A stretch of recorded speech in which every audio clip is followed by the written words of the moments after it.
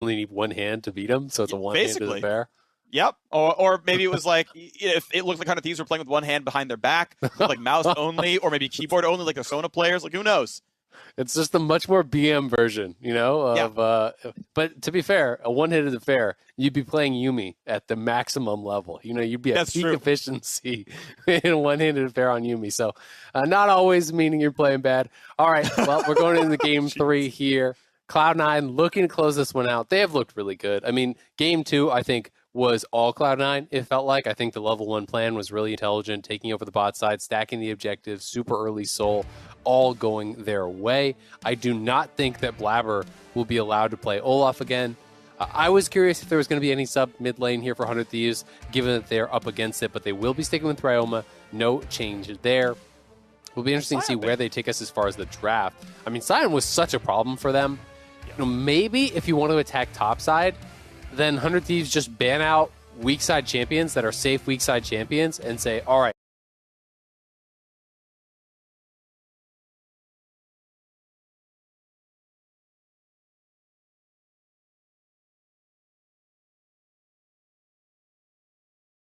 we do it again, but this time we do it on a champion that we can snowball against, right? Because Sion is just not that.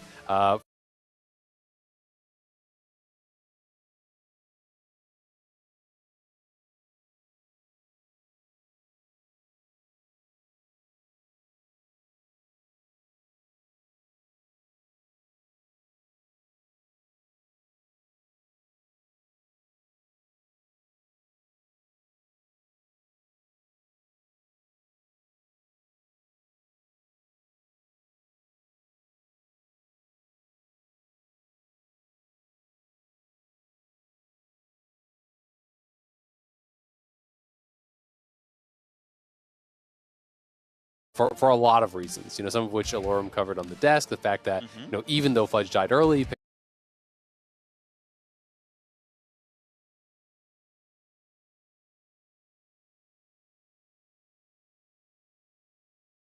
picked up a lot of the farm in his zombie form. The fact that you're just so incredibly durable, you can ult back to lane as a pseudo TP. Really tough to push out, but I think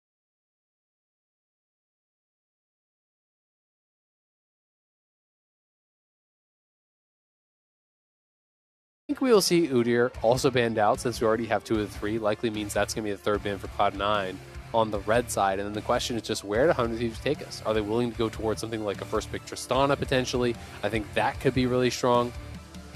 100 Thieves have banned Tristana every single game. This is the first time they're going to be leaving it up during this best of 5. FBI's played it more than Sven has, but one of the issues is that this Tristana is a flex pick. We know Perks can play it well. The matchup into Syndra ain't great, but you can pick a 3rd on red side and then just ban Syndra, and you're happy with that one. So it's a little bit tough for the 100 Thieves draft around that. They've also left up the Renekton that Cloud9 banned red side in game 2. They first picked it on blue. They banned it on red. They're not banning it here. Really interesting. So they're leaving Renekton up. They are leaving Tristana up on the other side. This is smart. I actually really like this. So they're saying, you want to first pick Renekton? We're going to ban Nidalee. We'll take Tristana and Udyr. Thank you. Right? And I think that that's such a smart choice there, because it really limits their ability to take that Renekton if they're not willing to do that pairing. So now you could honestly just do the opposite of that. You just go for the Tristana and the Renekton here yourselves. Right. I think that's an incredibly strong first 2 for Cloud9. You have the ability to flex that Tristana down to the bot lane, put it mid lane. You know, the Renekton can be top, of course. It also could be theoretically flexed mid. Interesting that they will go to Lilia, so not willing to just straight up blind that, but Tristana is the more important of the 2 picks, in my opinion. Sure, absolutely the case. I would love to see Renekton Syndra here. I know you're not always against Trist mid, but you're not going to get the chance to play it. Realma's happy to play a lot of Syndra games. It's going to fit with a lot of these champions. They say, nah, instead, maybe we just grab the Senna Tahm Kench. I think Senna TK is fine into Trist. We'll see if mid lane, you know, receives bans to kind of turn that one back around. But Cloud9 can either like lock in a support here if there's something high priority. I feel like the non-rel tier list is pretty flat, so maybe not there. But Renekton, you know, last call, 100 Thieves gave it up. Cloud9 clearly wanted the Lilia instead to give a 3rd pick reaction. And they said, yep, Tristana's mid. We're just going to throw bans at it. Like, Perks is fine here, whatever. Yep. I mean, there is some small possibility that it could be flex top, but I really doubt it. I think it is pretty much guaranteed going to Perks. And like you said, because you're guaranteeing that now with your final pick in the first round, there's no opportunity to actually just grab the Syndra. You just ban away any sort of matchups that you're really concerned about. Lucian going to be banned off the table, so that a matchup that they want to avoid. Syndra is the one that most people talk about as being fairly difficult. We'll see if Perks is concerned about that, or if he just wants to go towards a little bit of early MR, try to push out. Because we have seen that used in pro play pretty effectively as well, where they just kind of fight the wave while the Syndra tries to fight them, and they constantly shove in, reset, look to scale up in that manner. Aurelia going to be banned out here, so concerned about, potentially, Gnar counterpick. That's what that is kind of telling me, is that they are looking towards that. Of course, one of the things with banning out a specific pick like that is Cloud9 have the 4th pick, right? So you could just go towards Gnar right here and then say, oh, thanks for the ban. So that is always a little bit weird, but I do think that 100 Thieves is making the read that Fudge only wants to play like weak side tank, and we're going to be sitting back and playing that sort of style. But a lot of top lane bans coming through. Yeah, unless something funky happens that I don't really see coming. 100 Thieves. Interesting. All right, so physical damage in the mid and bot lane, by the way, for Cloud9. This Karma, I love to pick. It's a flex. I think Karma can never... one of the issues that Enchanter supports have is that it's really tough to survive engage tank junglers. Like, if Nautilus lands a hook on Karma, she's probably dead, even with Barrier, even with Exhaust, it's probably not going to be enough. But Senna TK is not going to do that. Yeah. Ezreal, Karma's going to put you under turret, and enjoy last hitting. Senna can't heal you enough. On the other side, if the top lane matchup's actually good for Karma, well, up she goes. It was fine. It was a flex all the same. So I love pick 4 Karma here. I think it makes a lot of sense, especially with the bot lane to see it right now. Karma GP, I imagine, has to look pretty good. I think any ranged auto attacker is fine against Gangplank barrels and feels pretty comfortable. You are diveable, sure, but the laning phase itself maybe never puts you under turret. So we'll see if they are going to give Fudge that champion. He has played it before. 2 Karmas and 2 Lulus. Cho'Gath. Very good in range chance, by the way. Karma doesn't have any blinks, so if Rupture lands, you're kind of just dead of the junglers there. Yeah, I think this is going to be support Karma, and I think they'll pick something else, because I think double range is so strong. Set. Okay, very interesting. So, I mean, this still could theoretically be a flex, but I'm still expecting it to be Karma Ezreal down on the bottom side. I think Karma Ezreal into that Tahm Kench is going to make farming such a nightmare for Huhi, because every time you try to go for a last hit, you're going to be getting double poked. You could even go for the more aggressive style, like go Comet, go Spell Thieves. You're not worried about the all-in coming out here. That would be really interesting to see if they can pull that off. But Set versus Cho'Gath up on that top side is pretty interesting. I do think Cho'Gath is actually really strong these days. Is going to help them with securing objectives. I don't really know exactly how this matchup is going to go. I do think that if you want to build for the 1v1 on Set, he's largely pretty successful into tanks just because he has so much sustain, right? It's actually very difficult to push him over that threshold where he isn't just healing through everything with Conquer and whatnot. But of course, if you can burst him down, the true damage from the ultimate is going to make it so he can't just sit forever at low health and make a lot of use out of that passive. Yeah, there's going to be an interesting timing situation. All of Cho'Gath's spells actually have a full half-second cast animation, so if you know it's coming, that's enough for a human on land, or like in an LA server here, to do that on reflex. If you know it's coming, you have enough time for Rupture for free. For Feast is good enough. The tell isn't great, but you still have enough time to be like, oh, okay, it's happening. I'll hit W and take that out. I've seen Cho'Gath burn Feast on 800-point shields before. It does nothing, so like that is a possibility to make that matchup look good. Of course, Cho has no innate escape, so the setup from Set to make the gank happen for Lilia, that's not too hard either. Blabber, by the way, going Phase Rush and not Predator as he was in Game 1. And we are on the Rift. Very exciting one. Going to be excited here. It's going to be a lot of damage available. Cloud down 100 Thieves do a little scuffle in this one for Game 3. Cloud9, though, when you look at the comp overall, it's basically no engage, right? It's like a Fudge flank or maybe a Blabber or Sleep or something. But really, they're looking heavily towards poke, towards sieging. And anytime I see this style of composition, I immediately feel that you have to win early. You have to secure an advantage and get the fights that you want by being the first to a neutral objective and saying, hey, we won our lanes and we got 2 dragons early. Now you got to come fight us at the 3rd one and try to utilize your gold lead in that way. Because if 100 Thieves get out to an advantage, I think that they have better ways to actually start a lot of these fights. It's difficult to actually fight front to back through these 3 really big tanks with Senna behind them. So things could potentially get pretty difficult for Cloud9 in a situation where they're not winning.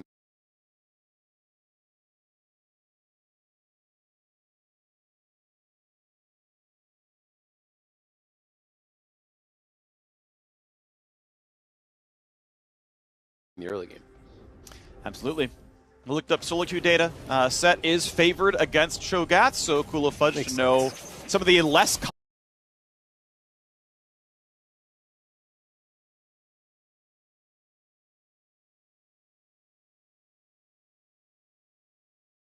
common matchups. Like Set top is not common, neither is top Cho, but found one that's going to work nicely.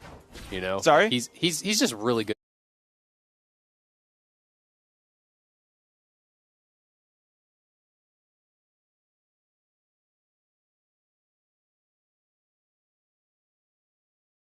Against tanks generally, Yeah. It's one of those things where he just has really high innate sustain. His brawling is very good in melee matchups.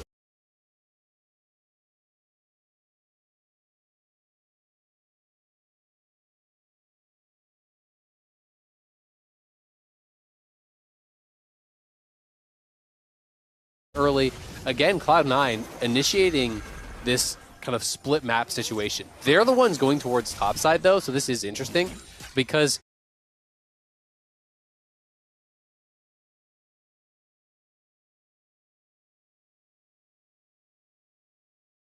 if you put Cho'Gath down early, that could get very difficult in this matchup. Yes, he could eventually arrive at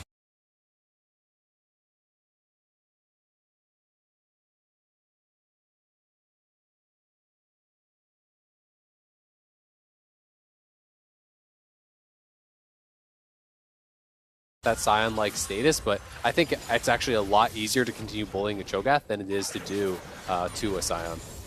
Exact same kind of path.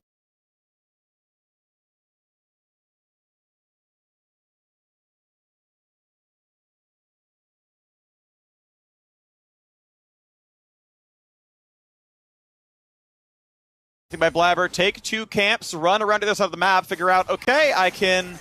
I think they might have known based on timing that Udyr did 1 camp.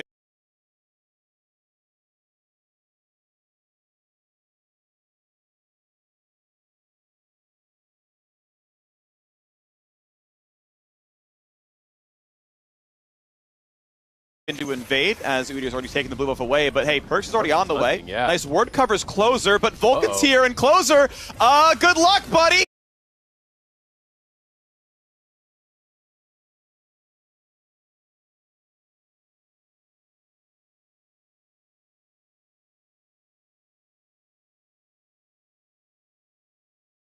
Gets the buff, gets level 3, and gets doubles back over to Perkz! Oh, that is terrible for them. Everyone was missing. I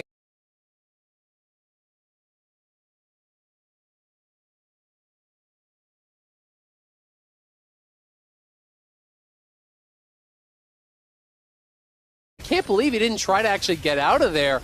Perkz is missing from mid. Both of the bot laners are missing, and he just stays on the Gromp.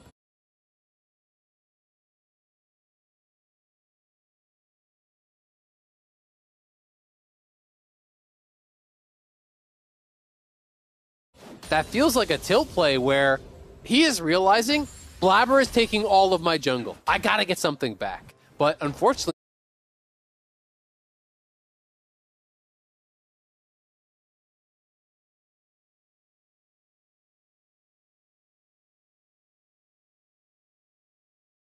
all he accomplishes is giving first blood and double buffs over to Perkz, which now means Ryoma is screwed in the 1v1.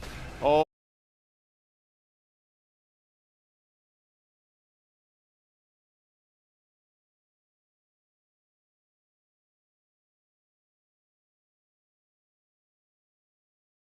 Oh man, I feel like Perkz could have honestly flashed to get 3 more autos and at least forces Ryoma's flash as well. Yeah. Didn't want to go for that play, but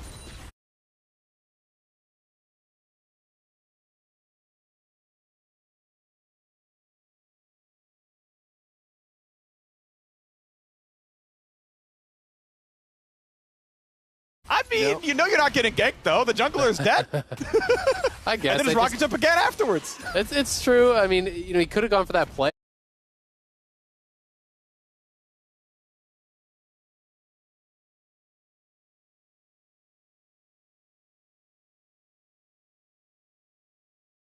But I think when you already have first blood, when you already got yourself set up, you want to be able to spend that gold. But here it is, closer again. Everyone missing, you know, from bot lane.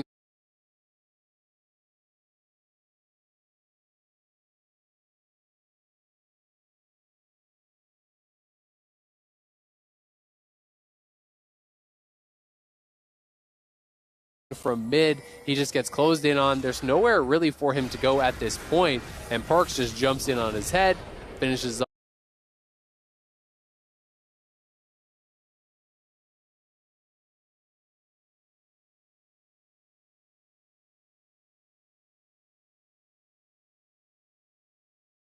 off. Easy first blood, double buffs over to him. Cloud9 already looking so good in these early moments. How did timing...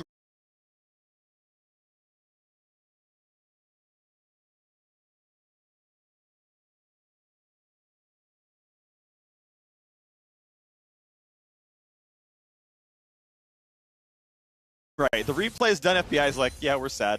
All right, see you in lower bracket, folks. Maybe he's just spamming that, to be honest with you. Maybe he's always sad at this point. Like,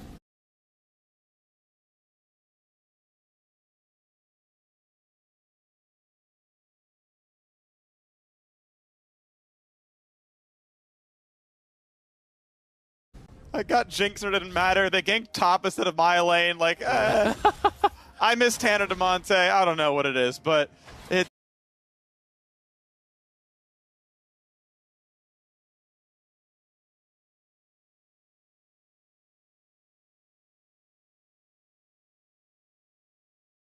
Yeah, it's getting doomed quickly for 100 Thieves. Obviously, of course, you can come back. We have seen games start far worse than this. And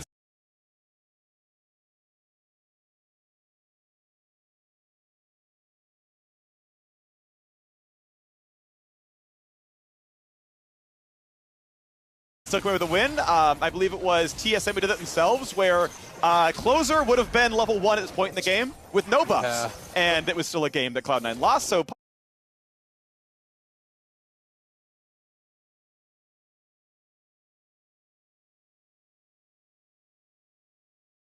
possibilities are there.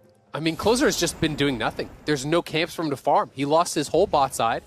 Blabber just again farmed his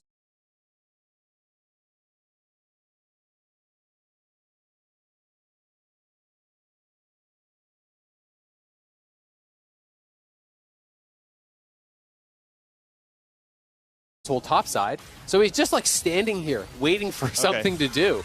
But this is an unlikely dive to be able to pull off, I think.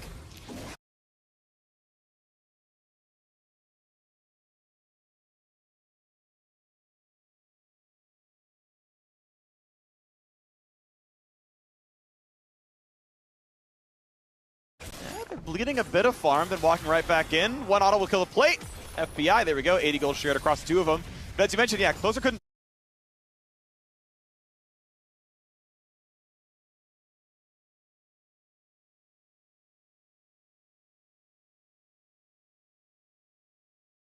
Do anything, so he showed up bot and, you know, denied a couple of CS there, right? Denied a little bit of gold from his opponents and then goes right back into it. Camp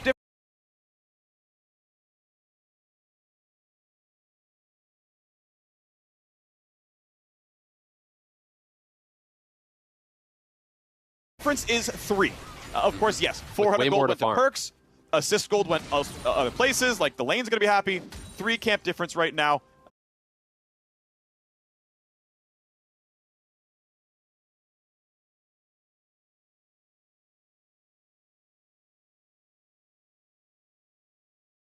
And we'll see if the jungle gets any closer from there. 400 gold difference overall in the game. I mean, I think it's going to get further because, look, Closer's going to his top side now. That's already all.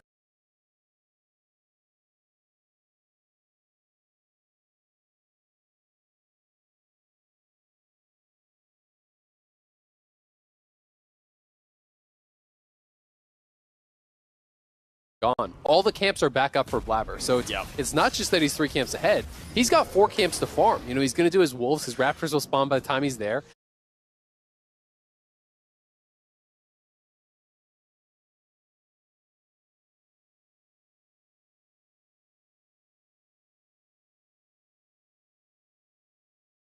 He has his full topside to clear. Again, Closer's job right now is like strafe back and forth and hope he can do something later. Like, there's nothing for him.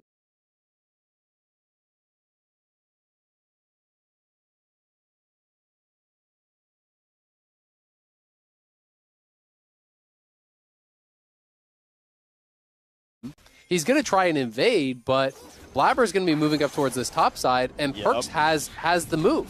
So, you know, now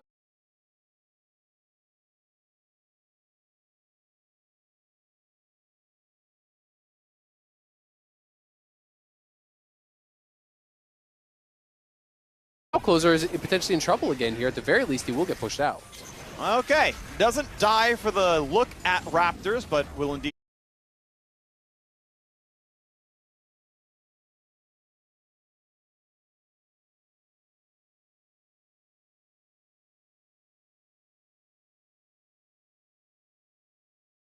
Did not kill those himself. First kills the Trinket Ward. Smite comes through. Closer gets that, but Blabber has Phase Rush. So you land 3 spells, you run real fast, you get to keep up. The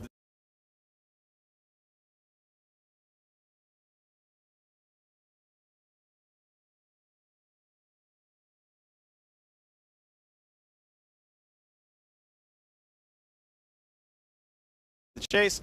Not going to do much more, but yeah, I mean, what else could Closer do but take away one part of one camp? His Krugs are back, his Grom's coming soon. Top lane could be the target.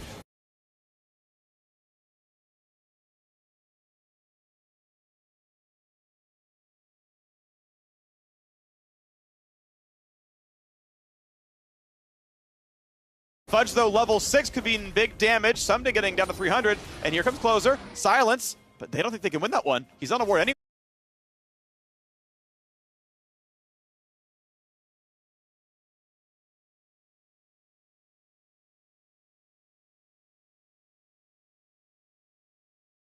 Anyway, Lilia's here. Blabber can try to get the chase down. Gets the stun. Doesn't get the big sweet part of the Q, but does get nice sidestep control from the W as well. Closer!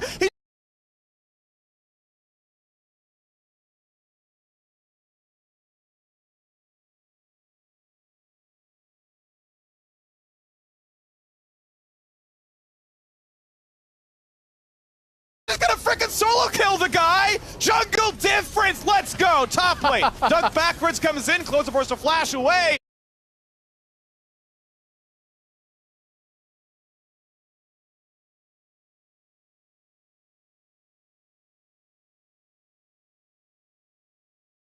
You can take my camp, but I will take your life, silly deer!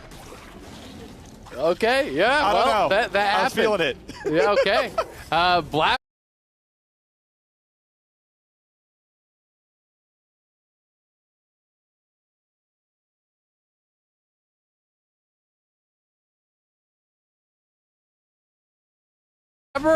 That was not it. That was not the play there. Just straight up ran into melee range of Udyr and ends up getting killed off. They had this brilliant start.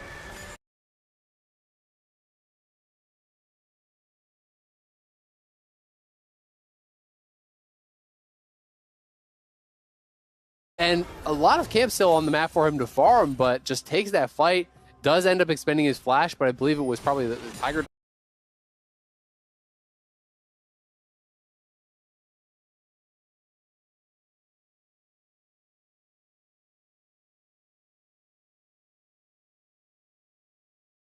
Or something. There was some sort of damage that was still on him after he flashed away. In goes Perks though. Big damage. Buster back has second jump.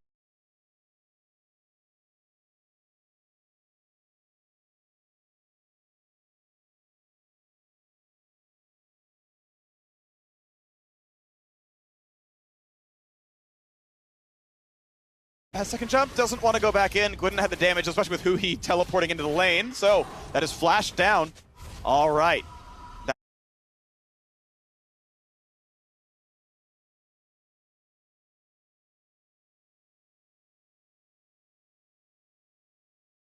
That was a nice little attempt right there. Good TP to save. We could watch that 1v1 in the jungle again. Honda Performance play! Let's go, Closer. Here it is one more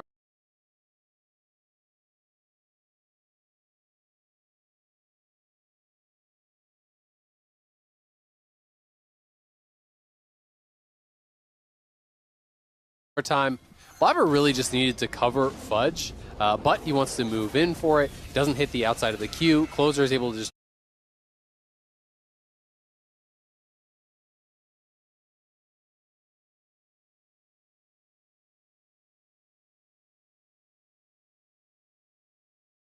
turn around, get the bear stun on him immediately, and then, yep, Tiger Dot is up on him. Blabber flashes away, goes down regardless. Fudge, at the very least,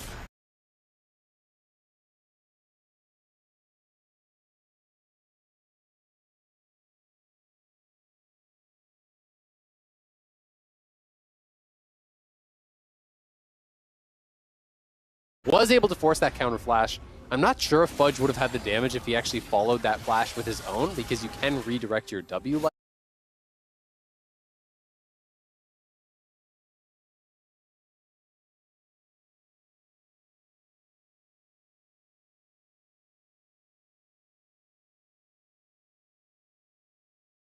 Like that, but it would have been close. You might have been able to get a counter kill, but if you flash in there and don't get it, of course, it is pretty costly.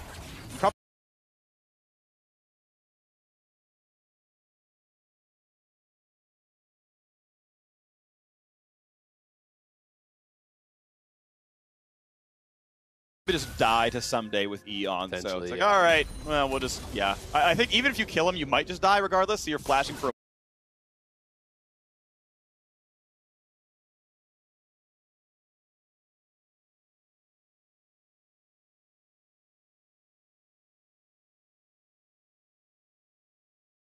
one-for-one. That doesn't feel good either. Ultimately, I think, takes the more discretionary play. CS difference at top, by the way, gigantic. Fudge up 17.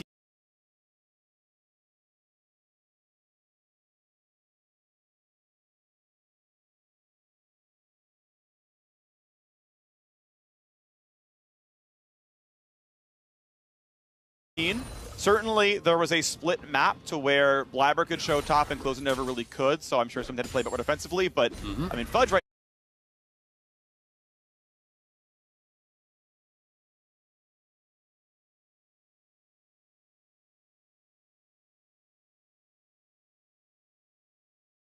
now is lane kingdoming the guy.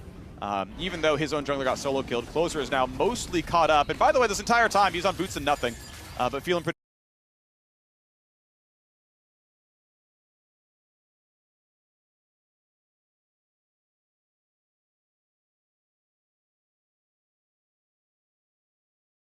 good about it. Blabber going Verdant Barrier, so getting some MR to early start this one. He is against Phoenix Udyr, Choa and Syndra all do magic damage, so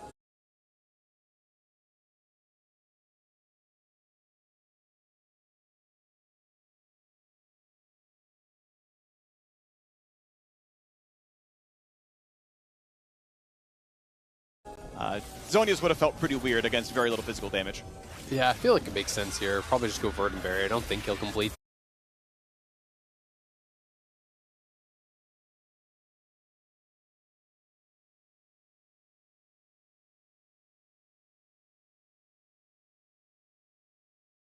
that. Likely into his mythic item would be my assumption. Yeah. Perkz has been playing this lane very aggressively, but we are seeing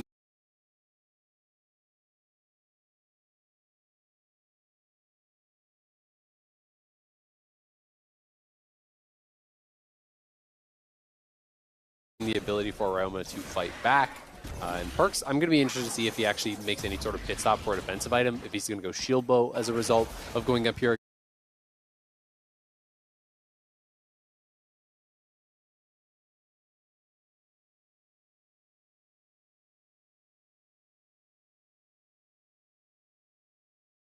Against Ryoma, or if he's going to just even grab, casual Null Magic Mantle as he did earlier in that Yone game.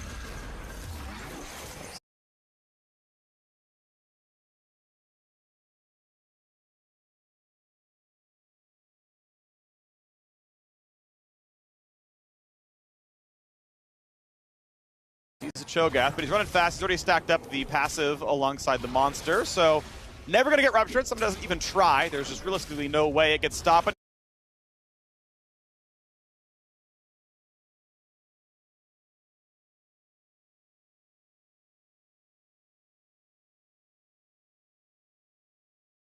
Now Closer shows up. He's going to be asleep. Can somebody help him enough? Yep, that's going to be pretty easy. And by the way, thanks for the leash. He's got Feast.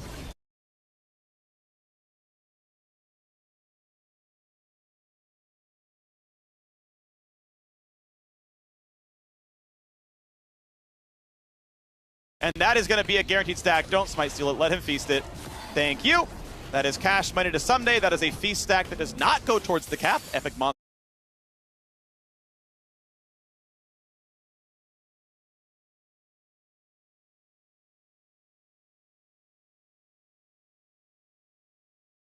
Monsters are their own thing. And so Someday gets more health than ever before. And the Herald, for the first time all series, go the way of 100 Thieves. At the very least.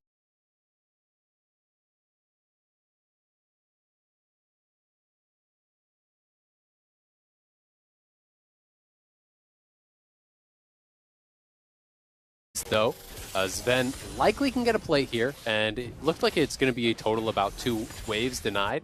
Tom Kench could ult them the last little bit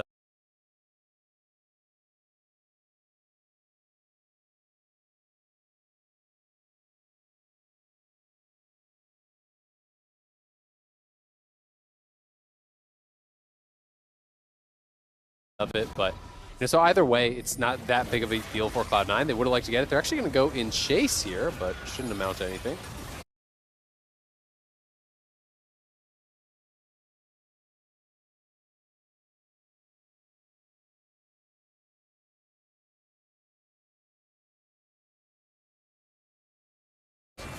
Root's not going to mean enough. Wanted to get FBI away from some of the Q damage. Doesn't mean much there either. I like, by the way, just to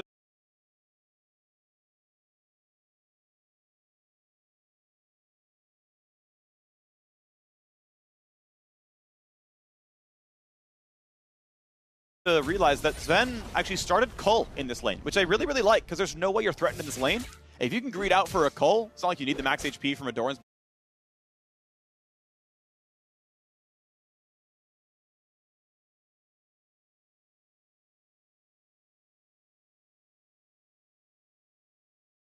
Played, it's really effective. So really, really pleased to see that Sven went for a smart item choice that few players would have thought of. Yeah, I think it's really effective.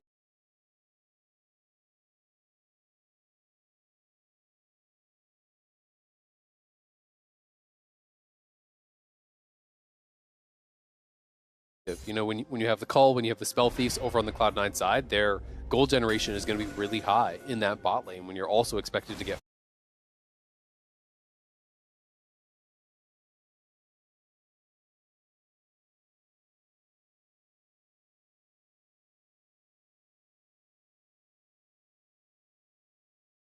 farm advantages down there. Blabber may face check Closer here, but it's them going for the play first. Jump timed well. Blue Smite doesn't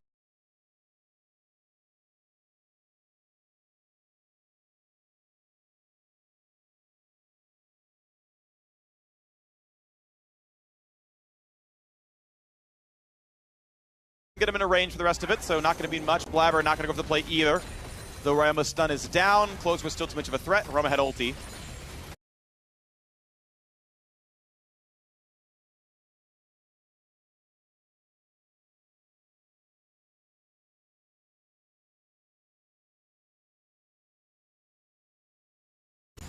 Ultimately, level lead for Closer in the jungle. He's, I think, mostly been able to absorb sort of parts of lanes. Obviously, Blabber still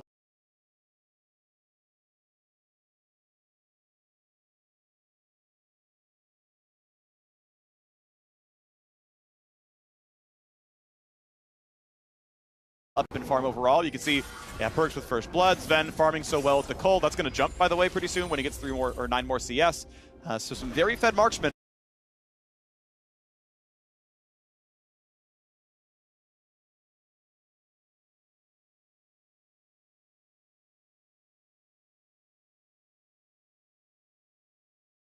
It's going to be armor stacking time, which has already been happening by the Crown of Thieves. They've got steel caps on 2. They're going to go around for this dragon as well.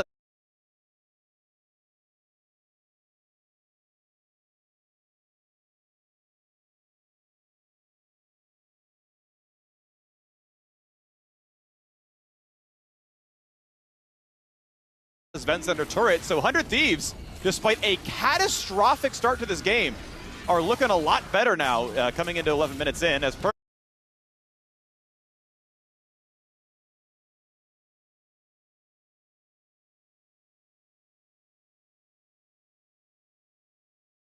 Perks. Yeah, that is a well-placed rupture by Someday. Forces Buster shot out. I believe Perks, wow, he's going to get chased down. The Vorpal Spikes are up soon.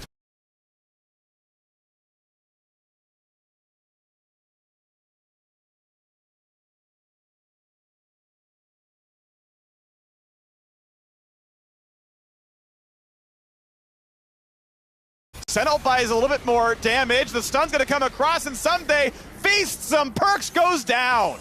Nicely done. Another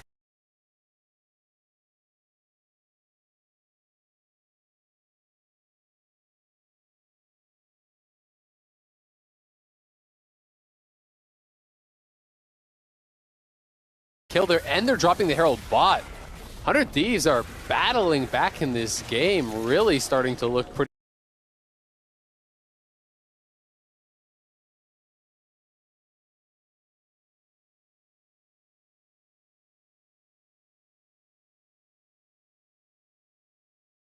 strong here. Sven does cash out the call. There's another one going there up on that top side for Fudge, so they are still slightly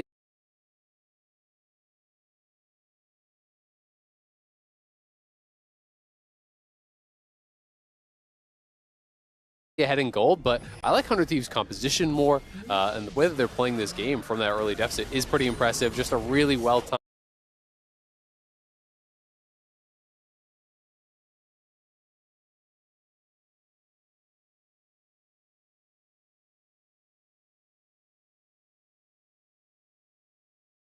rupture, knocking him out of the air. Doesn't seem like he actually had explosive shot up early, otherwise I would have expected him to try to just use that right off the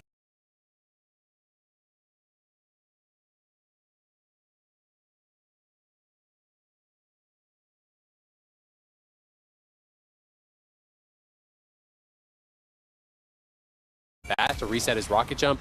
Instead, he's not able to do it. The feast comes through. Yep. It does cost 2 flashes for 100 Thieves.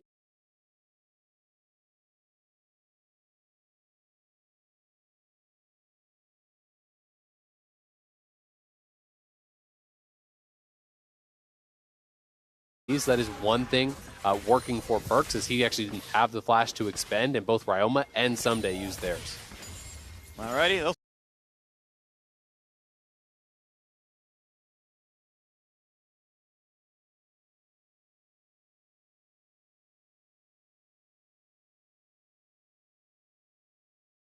Summoners are nice. Perks obviously the misplay on the rocket jump. That's a pretty silly one to take a hit on, but still, look at the game state. 600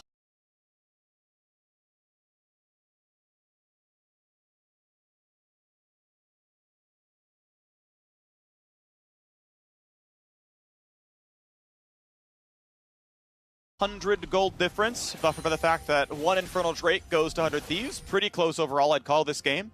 Keep in mind, the Herald has already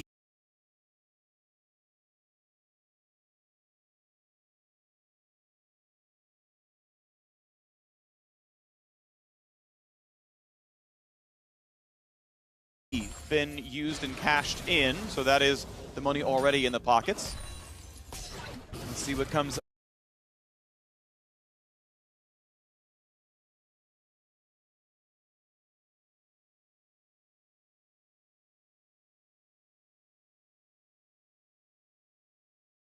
On next, the top laners keep fighting. The CS lead, by the way, top is 36 now.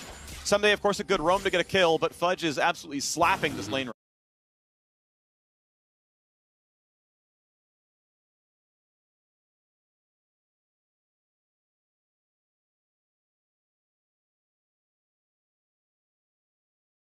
Right now, I think getting the kill, though, it's not that bad anymore, right? You know, it's effectively cutting that gold lead between the two, like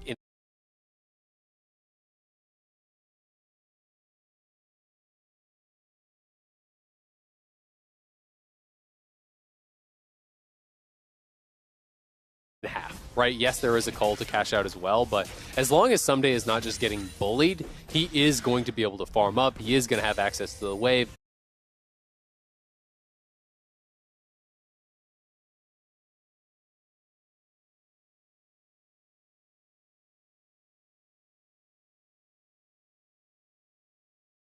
And get very, very strong. He already got 2 feast stacks from non-minions, which is pretty important because the minion ones are very easy to grab throughout that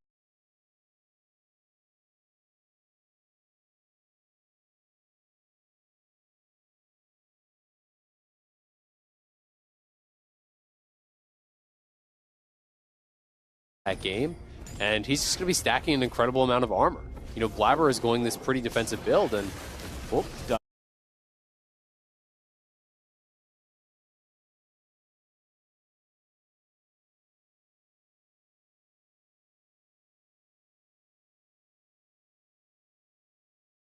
Dunks in for the Lilia. Flash Cubines double sleep. The rest of the team coming across pretty soon. Fudge got to be careful. Going to go for the pullback. Double stun. Over the top comes the rest of the team, and Fudge can never get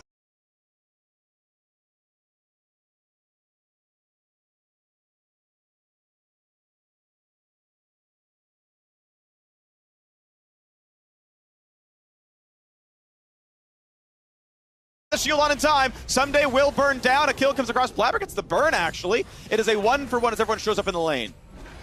yeah.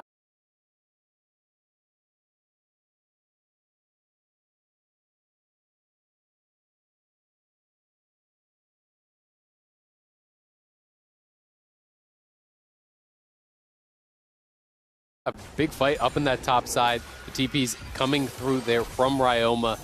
Sven looking with the ulti, will not be able to.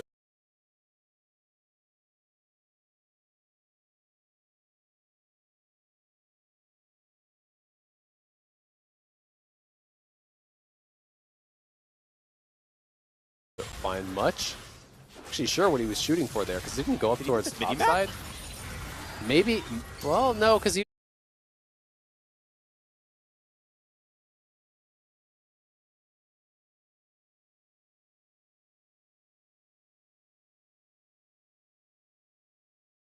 Usually if you go minimap, then it goes to the right side, right? Like, unless you have minimap on the left side or something, but that looked pretty weird.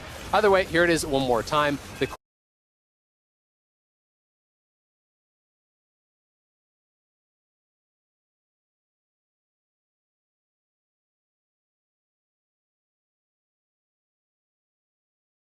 quick TP coming through. The double sleep there from Blabber was huge, but Ryoma arriving early, bursting down.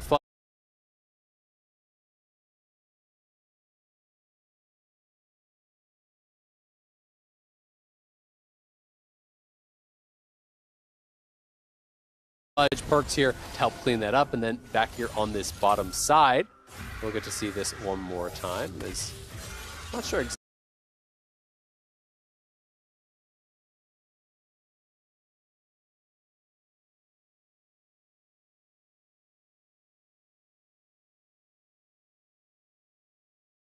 exactly what the ultimate was about. Okay, just looking for FBI there, expecting him to step forward. So it wasn't about that top side, was just looking for the poke.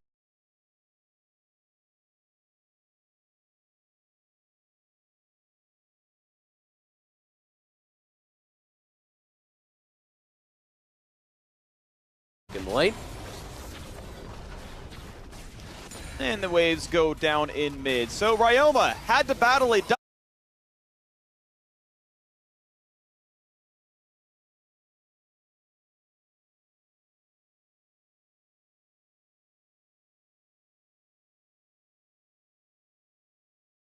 double buff First Blood Tristana, and it's coming out ahead in CS and accomplishing more in the mid game. This is not a joke to say Syndra really is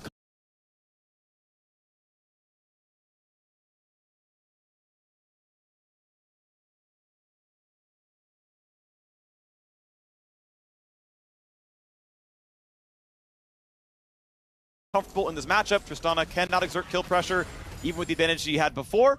Obviously, Cloud9, their bans were more aimed at making the other lanes good. Can't say it was the wrong thing to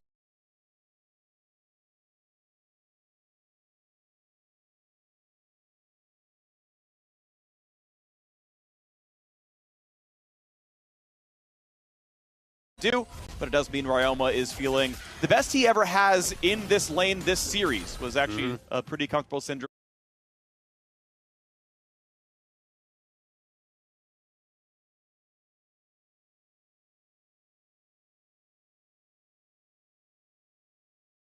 Pick, and we'll see if his mid game can keep going on. Gale Force is done for Tristana. This is the more assassin build where you can rocket jump, Gale Force forward, guarantee you get the force.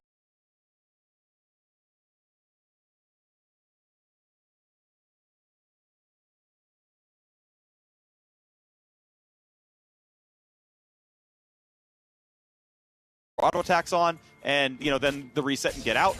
But it means that person's not tailoring towards actually killing frontline.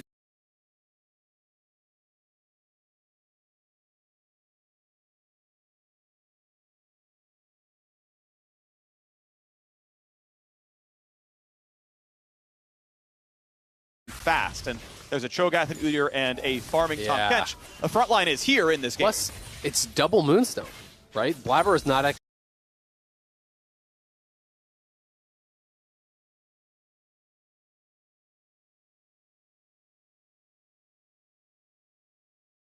going for Leandries, so I think they are really going to struggle to actually kill frontline, and even just based off of the game.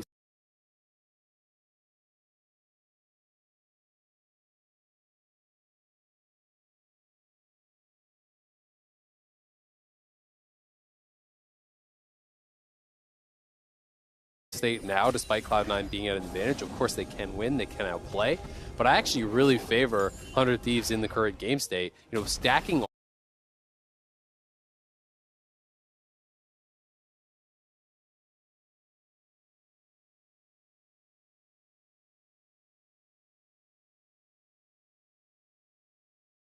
armor against this very defensive Lilia build, which is Moonstone, Mercs, Ardent Barrier, doesn't really have any sort of magic.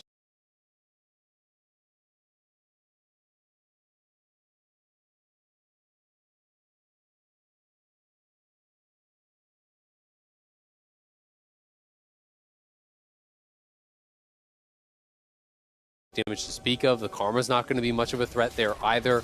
You have Set, Tristana, and Ezreal, who are going to be hitting all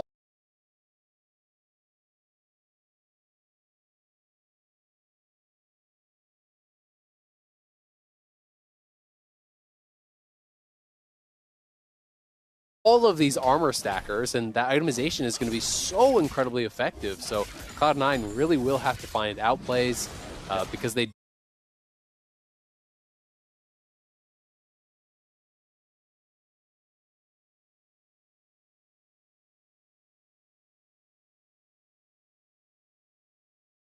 didn't get early dragon stacking, they didn't get big lane advantages really in this early phase.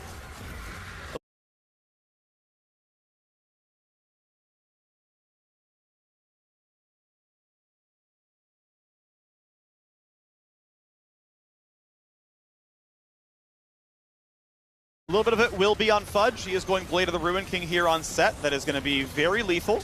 So he might find his way in as Vulcan.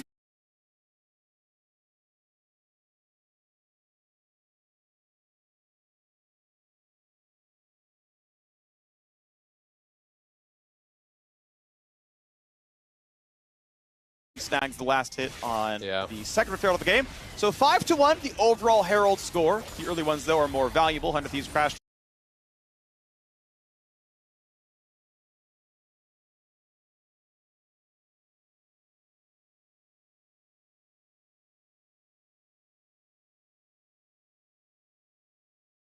Plates bottom with that one, and indeed, with most of the bot lane heading over to help with that Herald, there's a little bit of time here for 100 Thieves to go for this turret himself. You're going to see FBI takes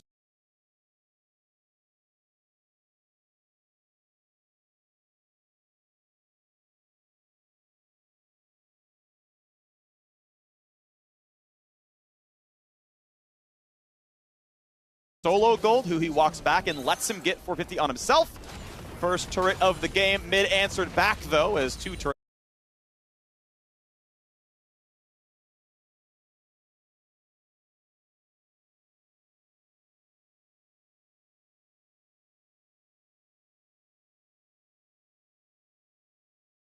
have now been cracked, and it's time for the second dragon now. Cho'Gath and Triss seeing each other over in mid. Fudge still has TP, has not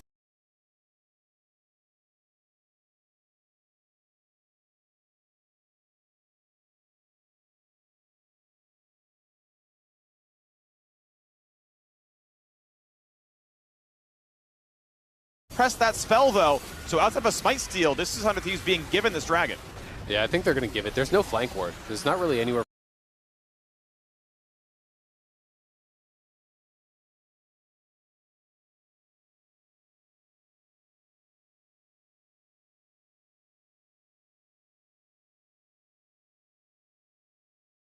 For him to join unless 100 Thieves over chase or something. I think they just want to try to trade for gold. They got the mid lane turret. They lost their bot. They're trying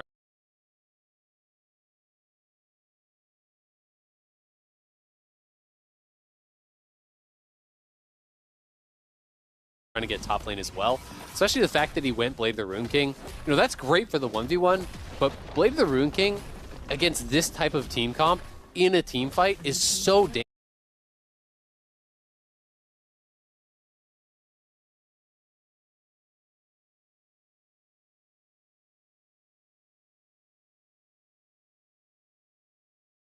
dangerous, right? Because you have to take in consideration the true damage from the Cho'Gath ulti. If you just get scattered by the Syndra, hit by the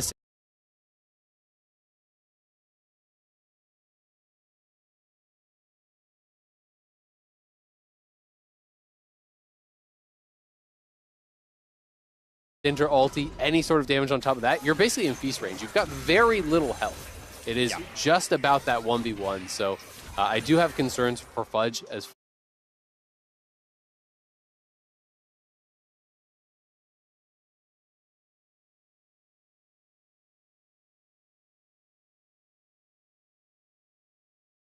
far as the 5v5 goes, unless he can find a really good angle. But flanks are more difficult when there is a Tahm Kench. You can deny a lot of your playmaking.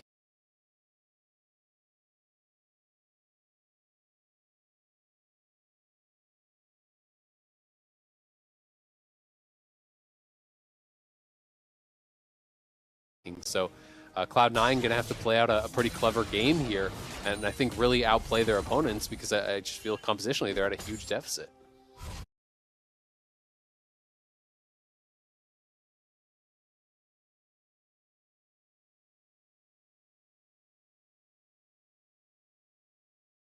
They are. We'll see though. Right now, a 1,600 gold lead is answered by 2 dragons. Still, that feels reasonably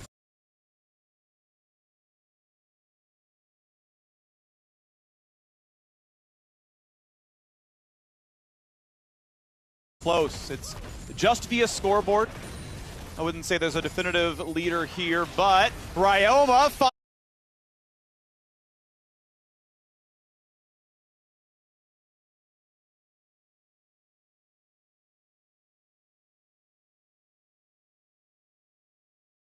finds a whole bunch of damage. Perkz nearly drops. Doesn't quite have the rest of it as needed. And Perkz is able to jump away with his life. Senna, yep, nice.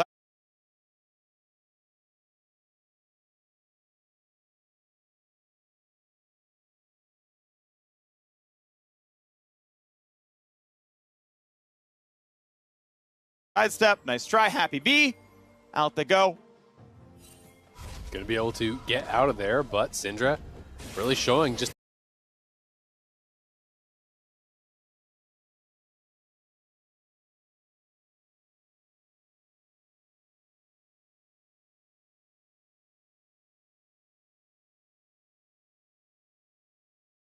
how dangerous it is for Triss in that side lane. If you're not going to build defense, if you're not going to build any MR, there's always the risk of just getting 100 to 0'd.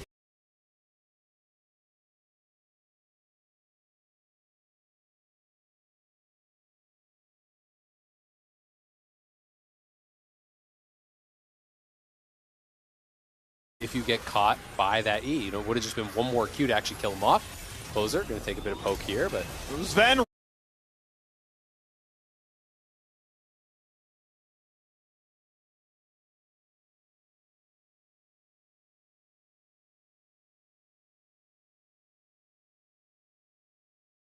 Rooted, here comes the sleep, here comes the big damage. Nice pushback on the Udyr to keep him alive as the ultis are burned.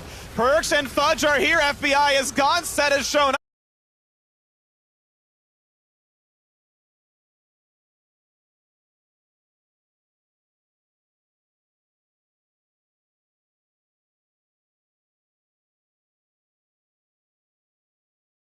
up, and Set is going to find some more as who he has been rooted and he's going to be killed. Sven has gotten that one as well. Cloud9 jumped that gold lead out.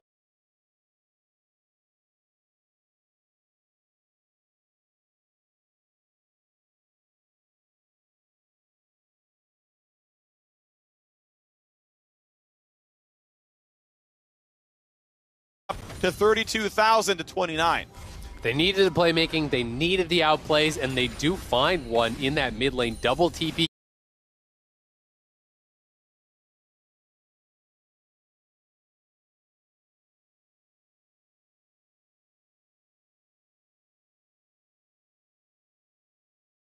Committed as 100 Thieves look to seed there. Cloud9 grabbing themselves a couple kills, but unfortunately for them, there's nothing to get.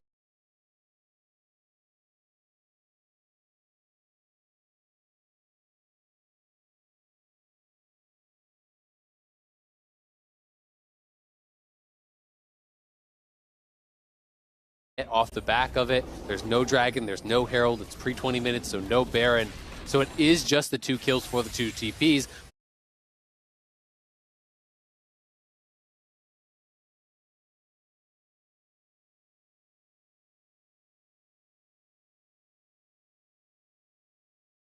But a good proactive play here from Cloud9, spotting an opportunity as the teleport wasn't up for Syndra, and they both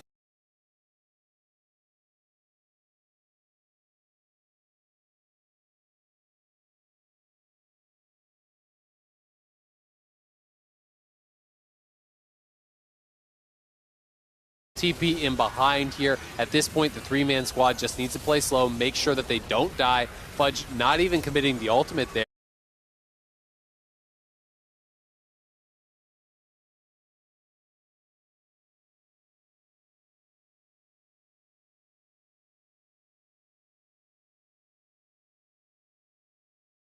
As FBI flashed really for nothing, and they're going to be able to clean up those 2 kills.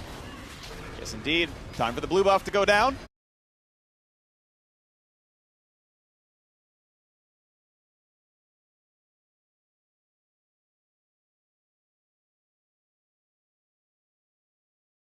Royam will get something back on his side of the map as items keep stacking up there.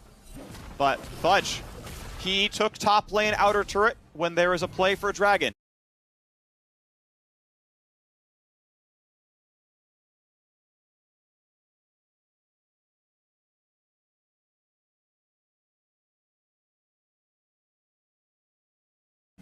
On the other side of the map, he's now on bottom lane, going for this one as well, decides, okay, I am safe. I've seen enough people. I will take another turret. This is now the second.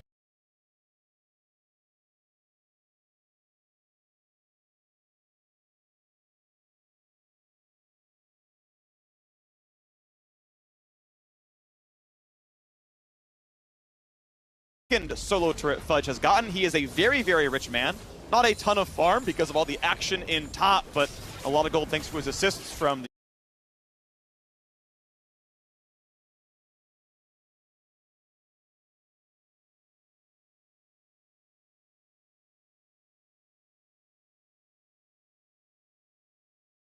TP plays and gold from the turrets. I mean, he's going to be real comfortable in this game and a real threat, honestly.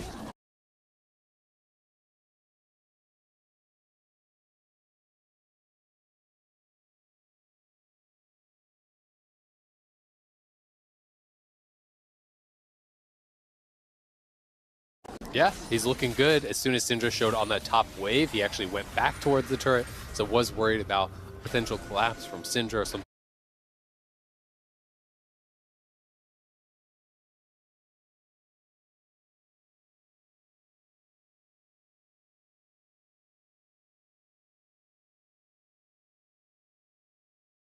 Like that, but with her showing, felt safe to just walk up, kill that tower off. The Cloud9 extending that gold advantage here a bit more.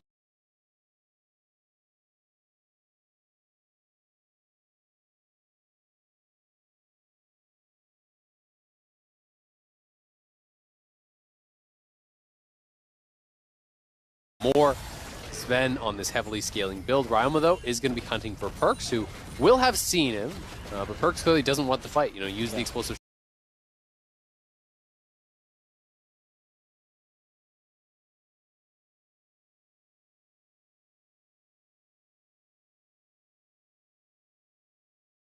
shot on a minion there. Is, as a result, just going to have to back it up, but 4 members top. Oh, this feels diveable.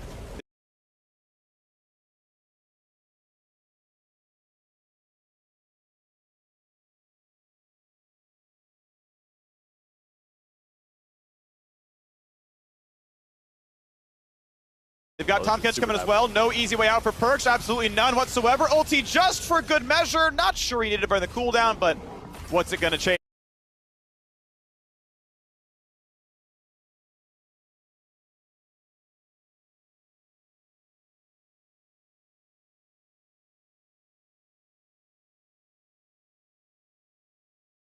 Regardless, nice kill on the top side, and now Fudge battling Someday. He's at half HP in the first trade. Wait till he ults the next one. I can tell you, I'm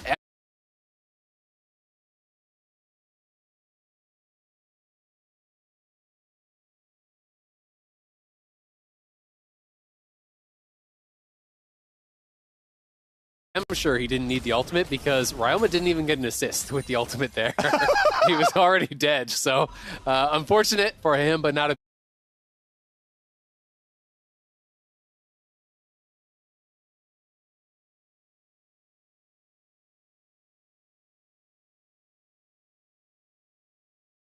big deal. It's not that long of a cooldown.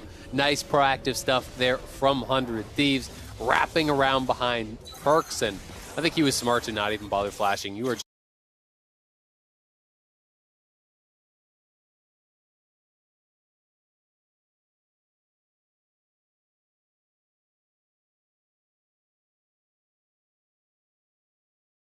just dead to rights with them on both sides. As ult for wave clear.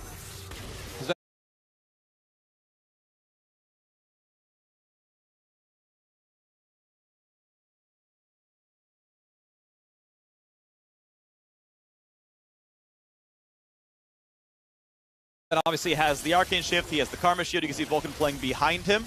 Has not finished the Spell Thieves combined just yet, he's still on Frostfang.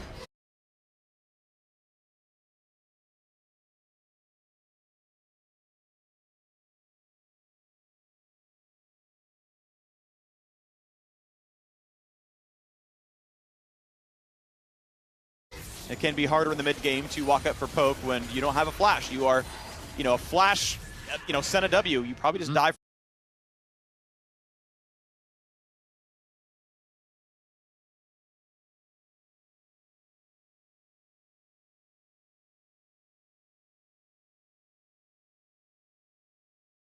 For that, so it's going to play it safely and wait around a little bit more. Closer going to grab the next Scuttle Crab. Dragon spawns in 20 seconds. It would be nice.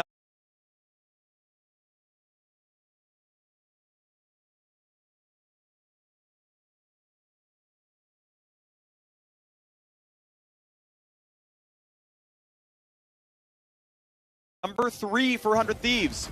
They have yet to get Soul. They've always been stopped before that point came across. Stun not gonna.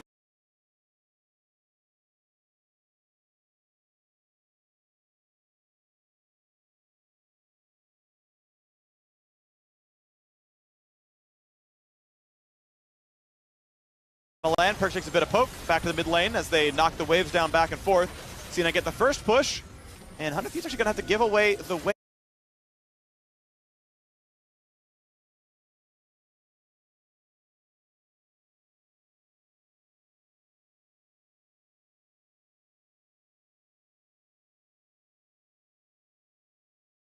So if they want to go for a mid lane tier 2, C9 could do it, but they're going to fight for the river instead. Somebody in the front line, honestly, taking some decent damage.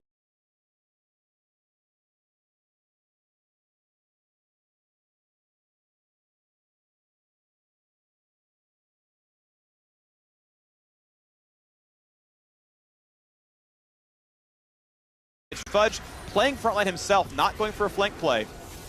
And they are pushing 100 Thieves back. The poke pretty solid. And critically, both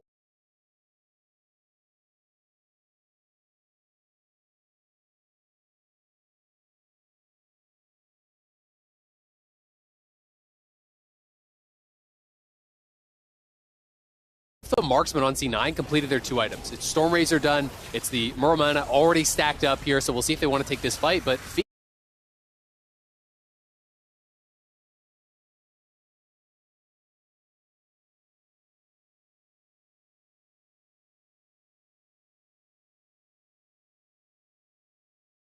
Feast, if you don't actually contest with a fight, you're going to lose it to the Feast. Unless Fudge can dunk Cho. Now it's going to be the reset. Half HP on Karma. Perks.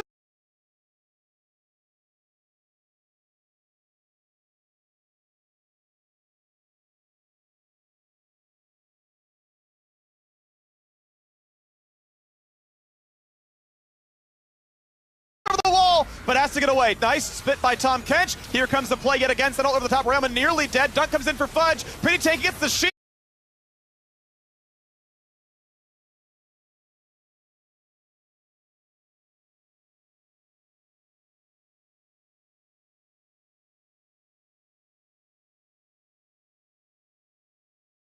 And Sunday's at 1,000, but it's still the forced disengage. Feast still available. Huhi back in the front line. Stun's gonna hit the back line, but an arcade shift keeps him safe. Perks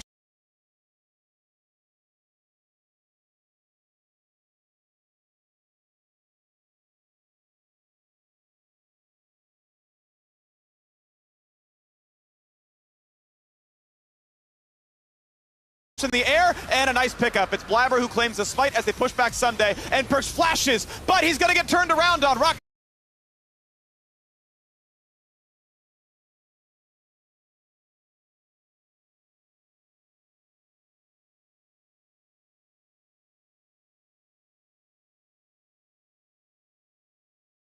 jump still available, gets away with it, but into the back line goes Fudge, gets one, gets pushed back down as the Feast comes through. A 1-for-1 team fight, and now who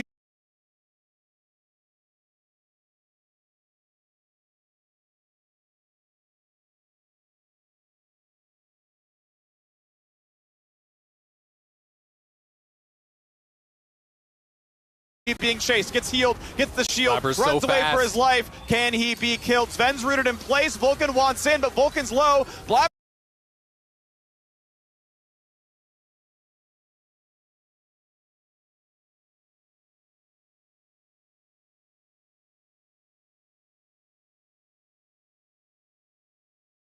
comes across for the swirl seed, Ruption into the air. He spits one right back out, and it's a second kill for Cloud9. Perks once and again, cannot find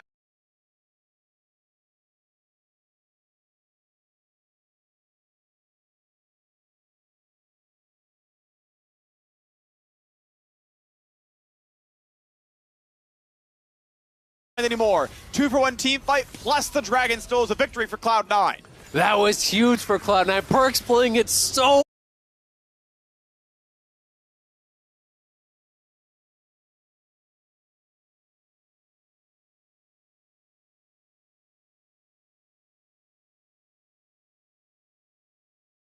aggressive, really riding that line in that team fight, constantly getting autos out, constantly moving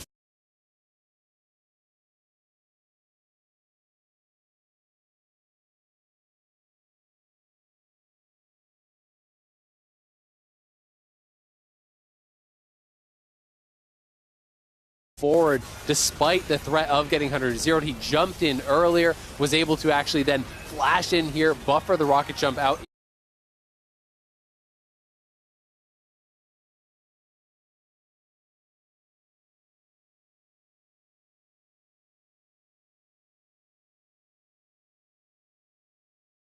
In retreat. Notice his positioning over the wall, getting these autos out constantly, saving his abilities until he sees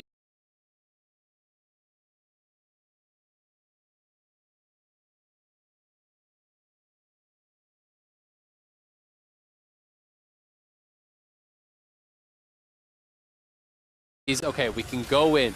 Goes in for the flash, not able to get it. The flash comes back here from closer, but he buffers the rocket jump in time.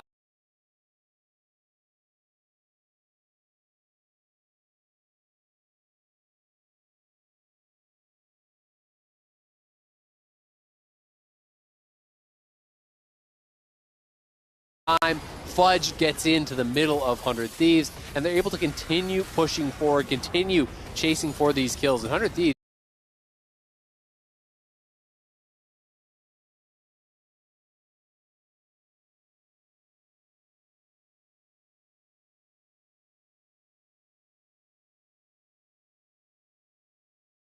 just narrowly able to escape with a lot of their lives. Somebody down incredibly low, and honestly, it could have been a lot more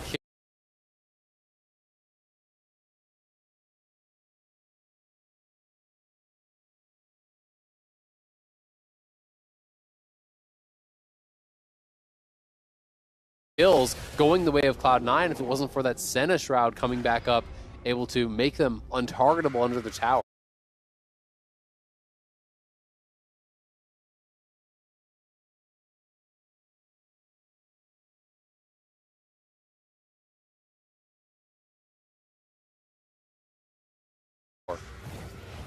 Same build again for FBI, still doing the Rage Knife Zeal. Did it in the previous game as well, by the way.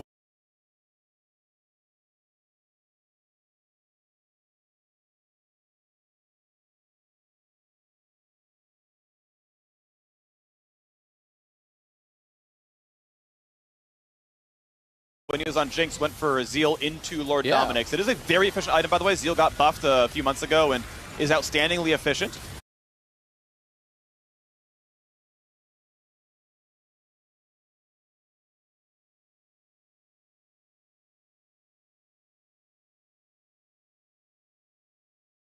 Regardless, we won't dwell on that one too much because there's much more going on in this game as Closer finds a duel against Perch. Not going to be the easiest one to win, though. Gets him to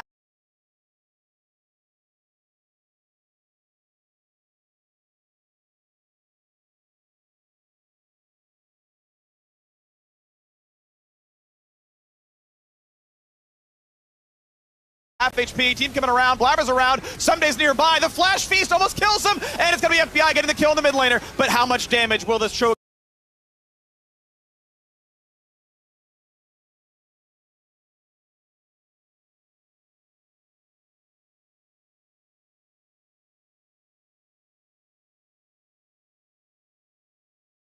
Take goes to spin him back out, he'll stay alive for now, but no mid laner means no team fight for Cloud9. Yeah, that's huge. They could actually go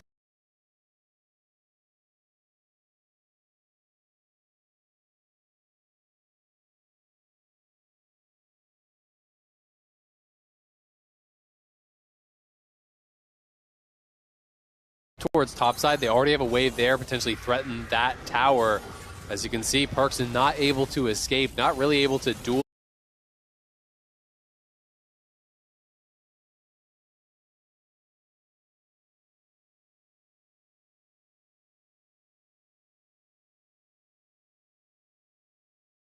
His way out of that as Closer got on top of him, but Fudge going in. Wow. Stride breaker, dunk, finds FBI again.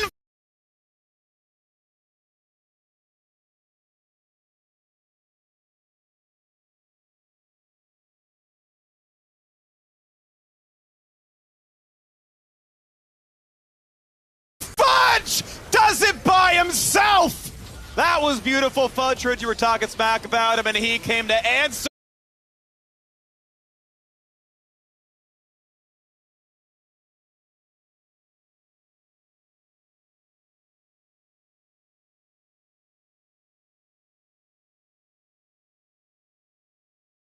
Top diff in this game right now. He's doing so much work. Yeah, Fudge, that was huge. But FBI, I think he jumped out of the Tahm Kench way too early.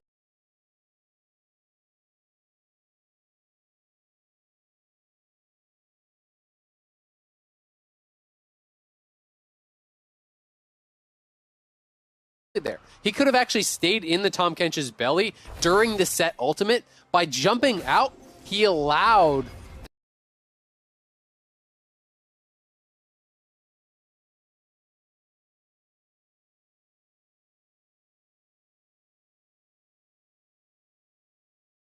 that damage to land on him. You know, he made himself a target. So here it is. Closer finds the angle to get on top of Perks. Perks just has to restrict.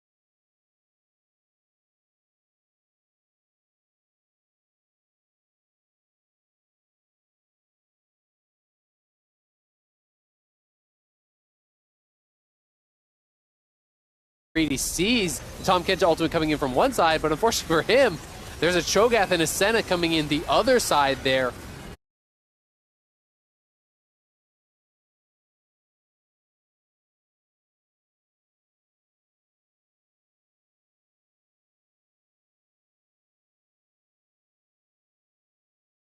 A good bit of damage did come in return from Cloud9, but 100 Thieves able to kill off the mid laner, and then this is the subsequent play.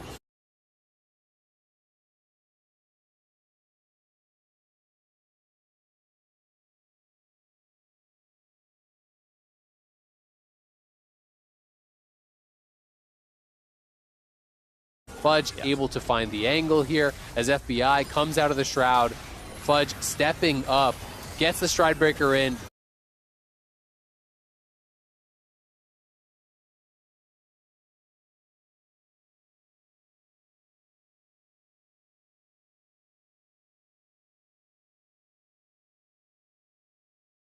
Snaps them together, and this is where I'm talking about. You actually stay in the belly of Tahm Kench, you will not get hit by the ultimate damage as Fudge dunks him.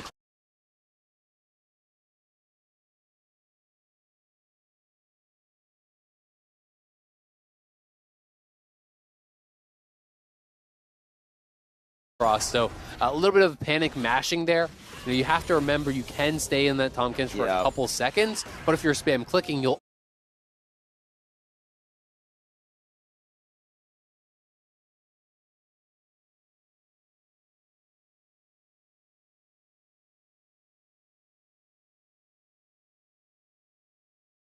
always pop out a lot earlier and make yourself target once again. He wanted to jump out because they weren't safe. Like FBI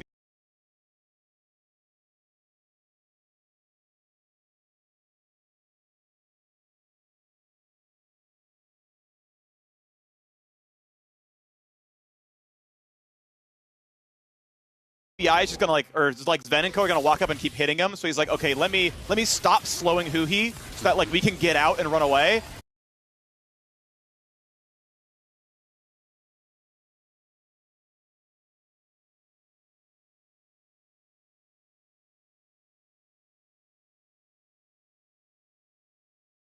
And the second he did it, it's like, well, yeah, problem is Fudge is going to dunk. And, yeah, it's rough. Obviously, the kills came through.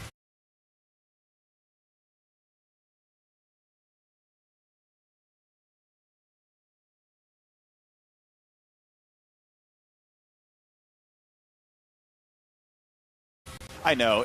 I'm not even sure he would have lived, but if he spit out, but you're right. Like, he just got hit with the rest of it, and obviously got followed up on. Either way, it is a nice play from the set.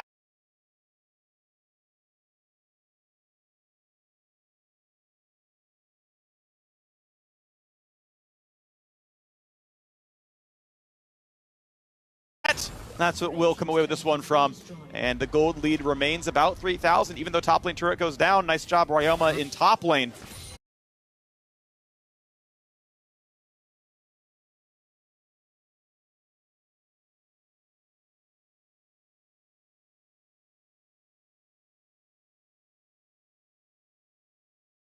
This game is still getting away from 100 Thieves. They've had glimmers of hope for sure. There have been some nice moments, but they are running away with it now. Blabber.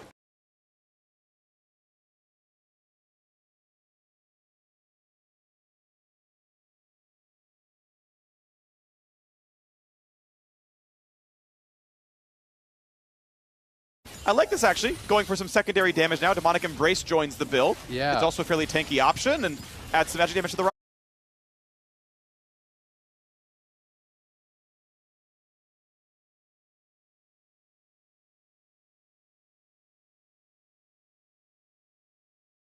Roster. It's pretty cool. I wanted to talk about that a little bit. Kind of a bit of a hybrid build here. He has the Verdant Barrier as well as the Merc Treads.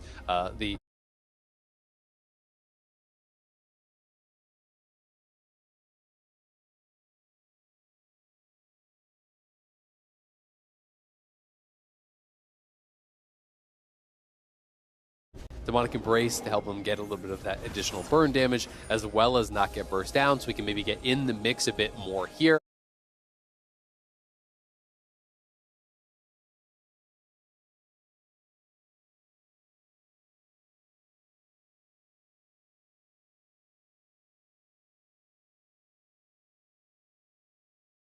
Constantly be proccing that Moonstone. Vulcan looking to do the same. And you can see the last Whispers already coming through. Streldia's Grudge being finished there.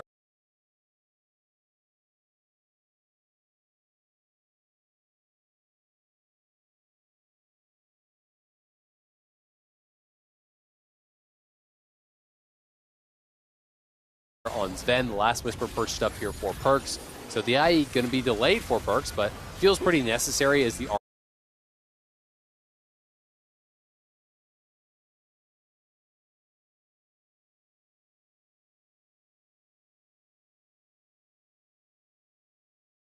armor stacking is going to be huge. And looks like 100 Thieves want to go for Perks again. He's kind of been caught out once more. We'll have to TP and retreat. 100 Thieves have backed off, but he didn't.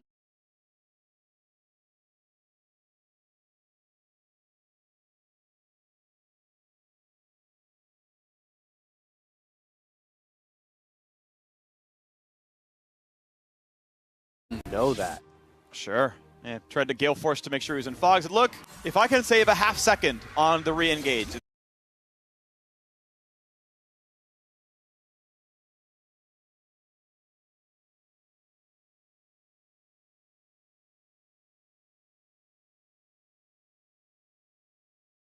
That's enough to keep me alive, we're going to go for it. But it means that Dragon has been left up on the table, and 100 Thieves are going to be willingly giving away Dragon number 2.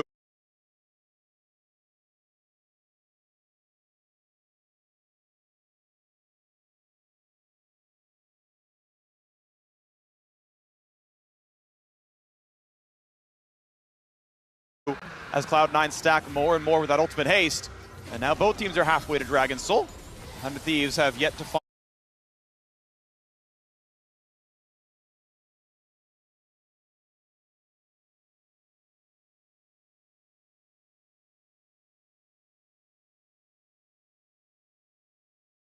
Find a stride now in the mid game, constantly broken by Fudge in his engages. But Cloud9 really not that far ahead, right?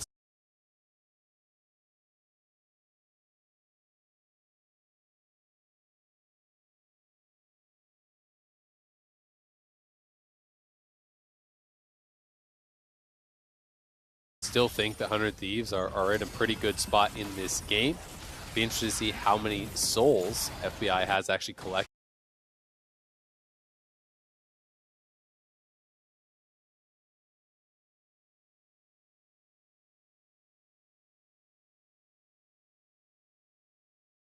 At this point. Ooh, yeah. As we are closing in on that 30-minute mark, and he'll be building that Rage Blade up here pretty soon. Ryoma again hunting here for Perks. But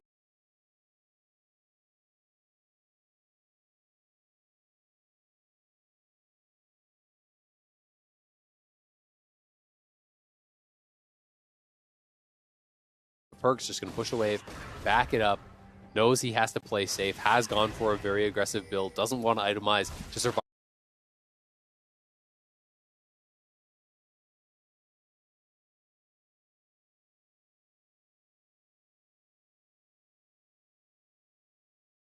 Against the Syndra because he knows he is required to kill off that front line, and see if there's an opportunity here for Ryoma. Down's down.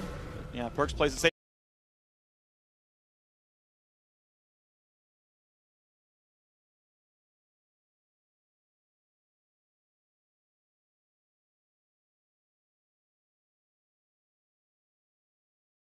Safely enough. Oh no, Blabber! Sorry, Closer's here. Tom Kench coming up as well. Perk's gonna flash. Blabber is now here and gonna find himself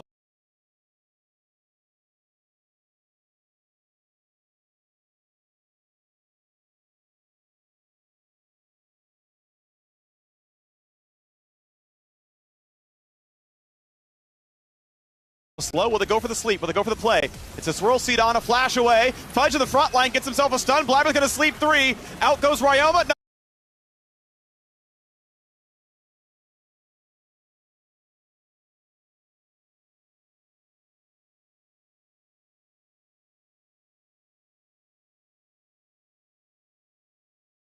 Going to be re-engaged upon. Watch out! Eep! Out he goes. 1 for 0 so far. Make it a second as Blabber chases him down. And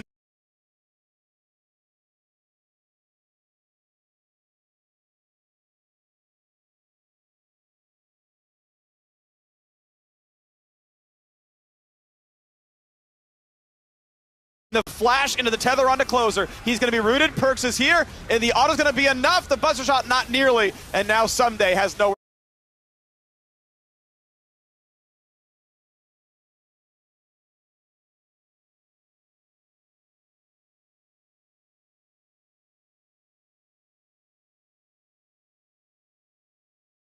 to go. Blabber getting away from FBI. Something going to re-engage. Can he find the feast? Cannot kill Sven. And it's going to be the chase on for more. FBI not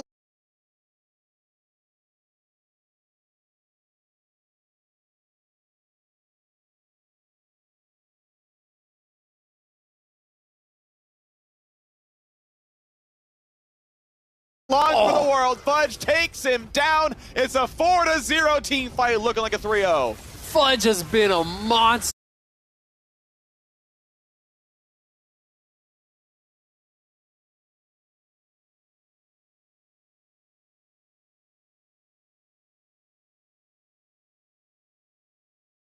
For them this game, again, killing off FBI there. 100 Thieves going for the initial play, but Cloud9 are just so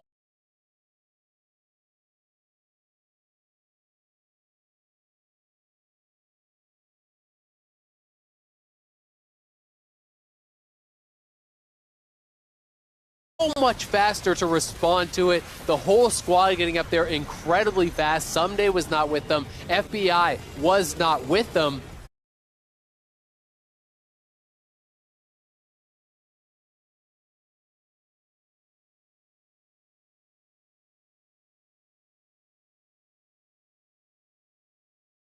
So when Closer, as well as who he commit to this play, commit to trying to take down Perks, look at the map state right now. The 3 Cloud9 members around mid lane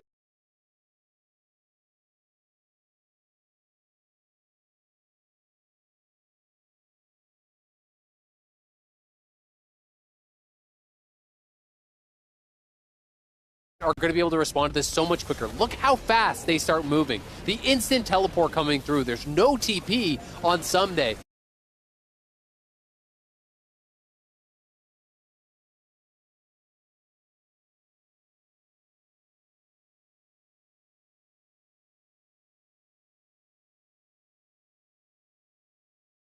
And FBI is miles away. So Cloud9 find the play, commit to it, good comms there, and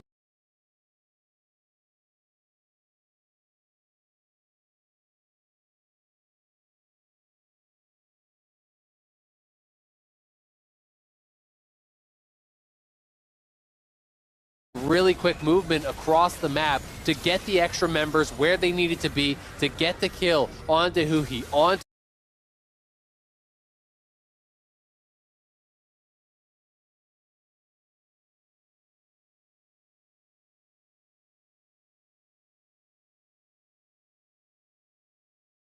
Ryoma, and then recognize, hey, we can continue chasing for this.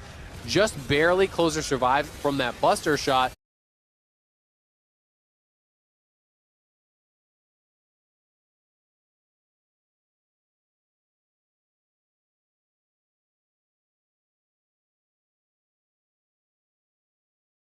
But Someday has no way out without the flash, so turning, trying to get a kill here, but not enough to 100% Sven. FBI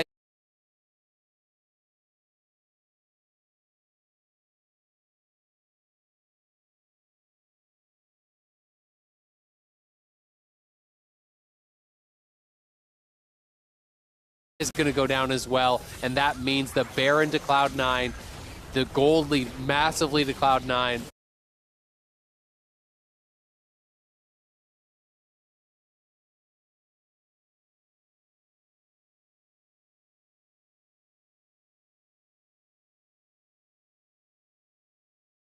And now they have more than enough of an advantage to really close out this game. Looking like a likely 3-0 as the Red Bull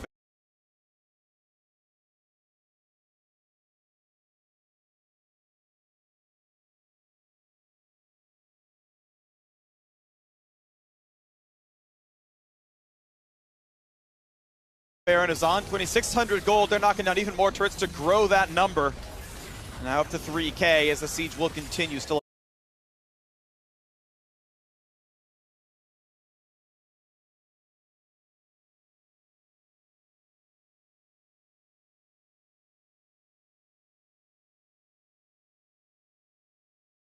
a minute 45. It'll end right around the time the 5th dragon spawns, so you can take a Baron recall and then get back to the bottom river and stack that one.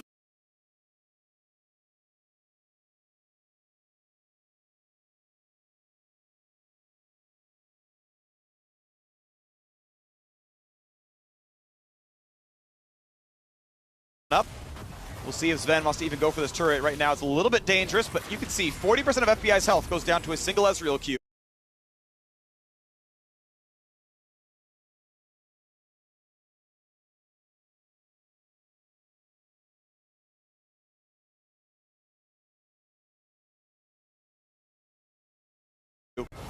And that is still pre-mythic. Closer. Oh, that's a triple sleep. Is that just the engage? It's likely to be. It's going to be a big...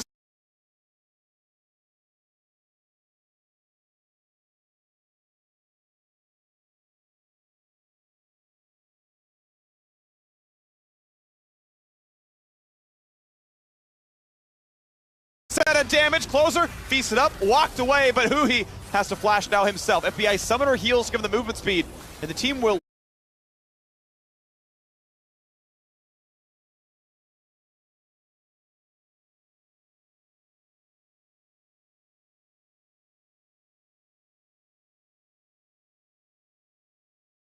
live, but that is still a cost of 2 summoners for just the ulti. The dunk comes in, he's got the shield, he's got Ryo.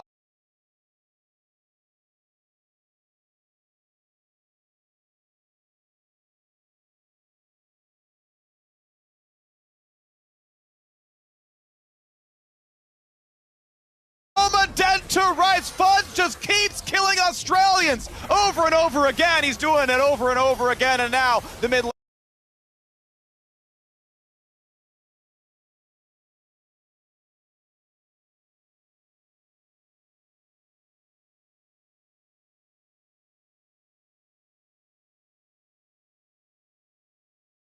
Turret is under fire. FBI going to be slowed up, going to be jumped away, just barely alive, but Perkz is still on the chase. As the turret falls, now the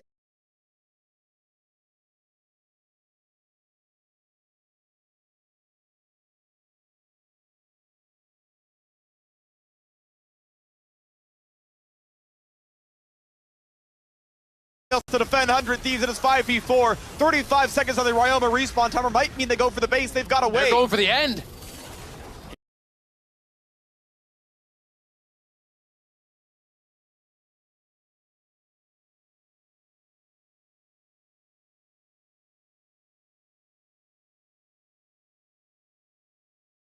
Here we go. Turret number 1 going to explode as damage erupts onto the frontline tanks. Huhi trying to build some time, but can they win the...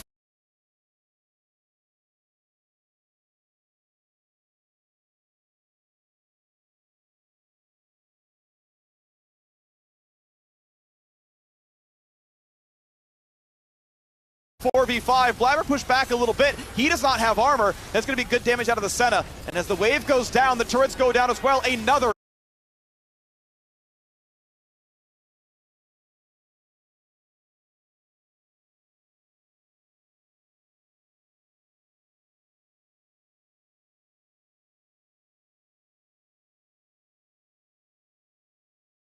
Triple Sleep comes across on the front line. They will finally kill Fudge, but Perkz is over the wall. He will try to kill FBI. The explosive charge may just claim him, and it will indeed.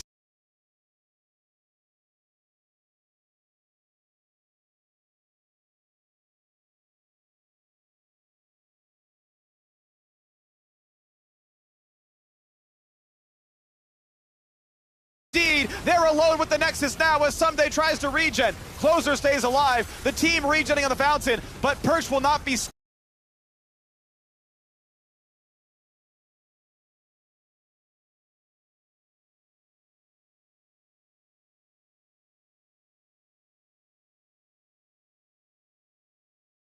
stopped, and the Nexus certainly will go down. Cloud9 to find themselves a 3-0 victory as Perkz may just die.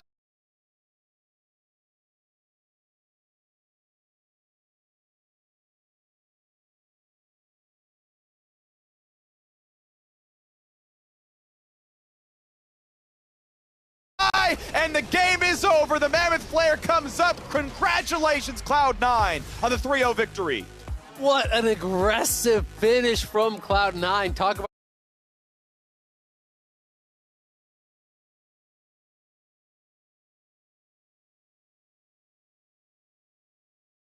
about the killer instinct there. As soon as they win that team fight on the top side, they get the Baron. They're looking for dives. It's fun.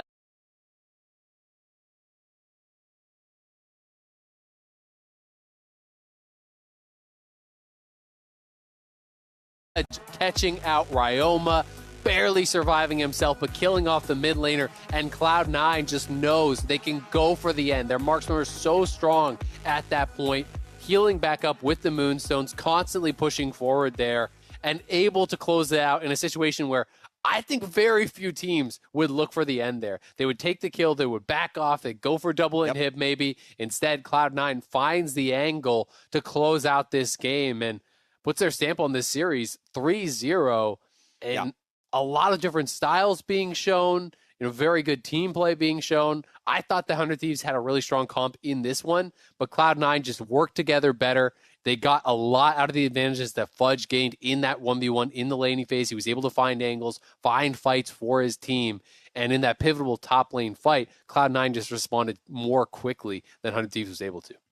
Yep, and I mean, we could kind of go lane by lane and talk about things, but I mean, I'll be honest, I'm partial to looking at top lane a whole lot more, because you look at pedigree and you're like, yeah, everyone knows someday this guy has been all-pro several times in the LCS before. Fudge is stepping in for Licorice. I mean, when Cloud9 stepped in Licorice for Impact, it took a while for it to finally warm up, and then people were like, yeah, Licorice is actually the best top laner in the LCS. He was all-pro like 3 or 4 times in his career on Cloud9. Fudge comes in, and we look at him in lock, and we're like, oof, this is a yikes. And this series, I will unequivocally say Fudge top diffed in this series. When he got camped on Sion, he still outleveled him and was a better tank in team fights. When he got the pressure, the set was gigantic. He was just running over the game far more than the Cho'Gath did, and he was massive. He played so very well in the series. It's great that we're, at the beginning of playoffs, and it feels like he's already grown so rapidly into the top lane that Cloud9 needs that, he's the rock that all the flashy perks plays or whatnot can play around. I think it's incredible. I mean, you also take into consideration, this is the youngest player in the LCS, and he is playing that well this fast. It really does spell good things for Cloud9's future. Yeah, so well done to Cloud9, a deserved 3-0 off a good play on everyone on that team. Really, really well done. Now we're going to do it.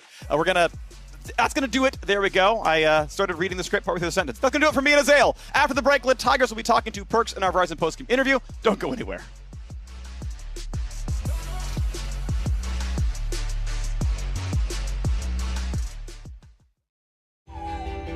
Many of us are working from home and adjusting to new coworkers. Coworkers who borrow supplies and always interrupt meetings. A gift can help. And when you use your MasterCard, you have security benefits that keep you protected, so your purchase ends up in the right hands or mouth. And your staff can start something priceless.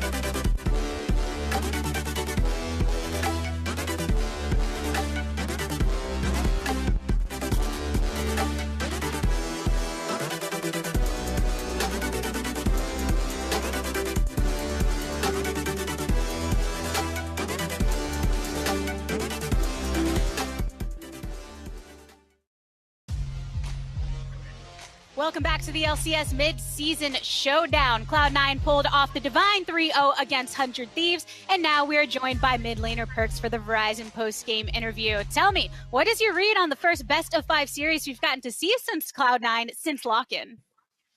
It went pretty much as I expected it to go. If we went in today with any less than 3-0, it would be a disappointment for us, I think. And we are just happy that we could show off, yeah. Now, the team fighting did look really great from Cloud9, though there were a couple of objectives lost, like that Baron steal from Closer. Do you think this is something that Cloud9 needs to work on, or was it more just isolated to the series? Yeah, I would definitely say our Baron's a little bit flippy right now, so we have to work on that. But at that point, my jungler was saying that he has no flash, So it was a good call given the comms we had given. But he really did have flash, and yeah, so it was just a pretty bad awareness by Blabber. I mean, jungle diff usually, as usual, is just jungle diff. But yeah, it was, other than that, I think our macro was good. Yep. Always jungle diff, always coach diff for everything. Yes. But one thing that I think Cloud9 has improved in as a whole really is playing around the power potential of you and Blabber and Sven, with all three of you being able to take over a game at a moment's notice. So what have you been working on as a team as a whole to best play into the strengths of all of the individuals? I think we understand the game better now, and we understand each other more and understand what is our strengths and weaknesses, so we can help each other more in the game. And also our preparation is just pretty decent. Like, our drafts have been solid, and we are like confident in the drafts we get, I guess. So as soon as you're like confident in the drafts you get, then you should be quite happy with the game. But yeah, that's mostly it. Yeah, just practicing, hanging out together, getting to know each other, all of that. It's gonna get better and better every time. Everyone put in the work for this particular series, but it was you in the end that end up walking away with the player of the series title. You've also already been awarded the first team All-Pro mid laner. What does it mean to you, even as a decorated player as you are, to prove your status since coming here to NA? I mean, I'm not really sure if I deserve the player of the series for this series, just because my game 3 was kind of bad. Like, I died like 2 times and I built really poorly, and I was like playing Tristana and not building Kraken Slayer build, and I was just tilting because I had Gale Force instead of Kraken Slayer, and my whole game was just like focused around me thinking about me having Gale Force and not having Kraken Slayer, and then I would die on Silent, and then so yeah, basically I don't deserve it for this one, but I'm pretty happy that I got it. Thank you guys, and hopefully I'll play even better next series, so maybe then I will actually deservedly get it. Love hearing everybody kind of reflecting on their own performance when we're looking from the outside and just seeing how strong Cloud9 are looking as a whole. You are already looking towards that next series, so let's talk about that for a second. Because in a recent interview with InVen Global that you had, you said that you think TSM and Team Liquid are strong opponents, but are only good at a few champions and styles. But just yesterday, we saw both of the mid laners flexing around their champion pools. You will be facing off against Jensen and Team Liquid next, the lock-in rematch. Has your opinion changed at all, being that we just witnessed these games yesterday? Yeah, I mean, it has a little bit. I've been impressed by Jensen's performance yesterday on Champion that is not Orianna, so I'm pretty happy to have some competition in that regard. I hope that we can have some fun non-Orianna matchups next week, and then we will see who is the better mid laner and who the better team is. All right, Perkz, I know that we're all looking forward to that matchup. Thank you so much for stopping by. Thank you for having me. Have a nice day. You too. Everyone that's watching, if you are not already a fan of Playoff Perkz, trust me, you are gonna be. We're gonna continue breaking down that series on the State Farm Analyst Desk. Thank you so much, Latigris.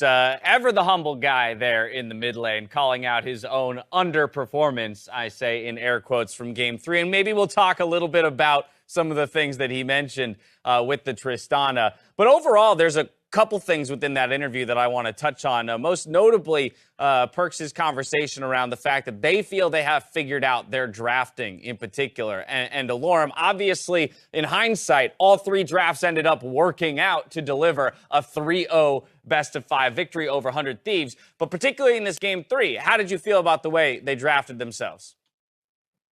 Well, definitely, I think C9 knows how to draft for their strengths, and I also think 100 Thieves drafts are not very good. I have a lot to say about their draft. That's not so kind words. I think C9 ended up with 3 pushing lanes and a jungler that can farm as fast as Udyr is just so in favor of C9, and we could see that all 3 games here.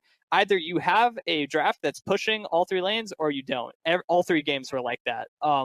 And this time, I just think C9 does it so much better. If they happen to be the ones that get the 3 pushing lanes, then what are you going to do? Because again, 100 Thieves opted for the control mage mid, and now they're just going to scale because all 3 of their lanes are pushing. They have no real win condition unless C9 messes up, like when Blabber went too close to the Udyr in the early game.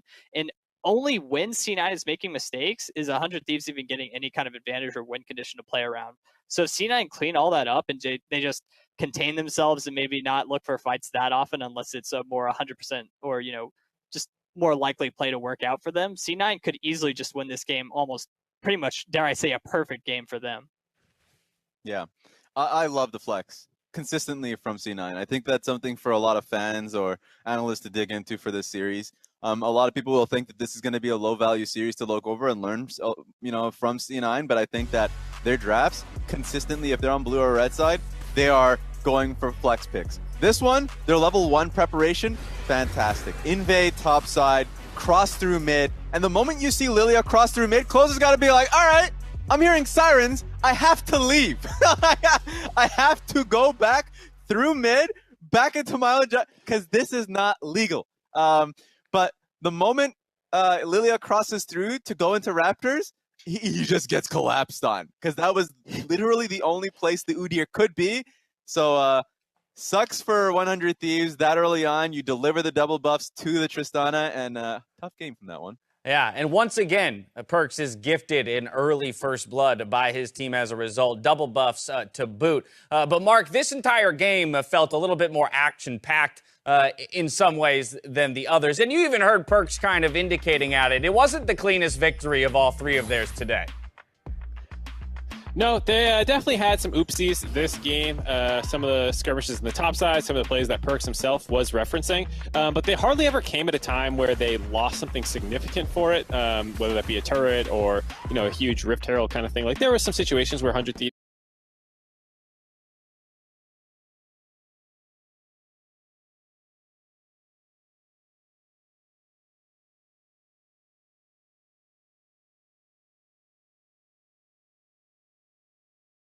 they get the dragons and stuff, but it was almost never the kind of game-breaking fight. And then, on the flip side, when C9 hit, they hit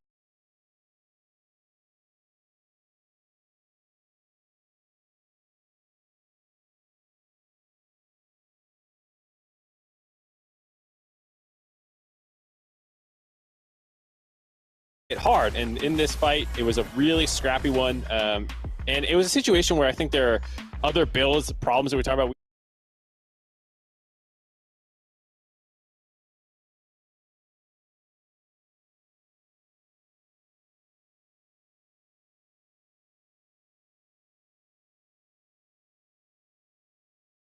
Perkz kind of talked about his own.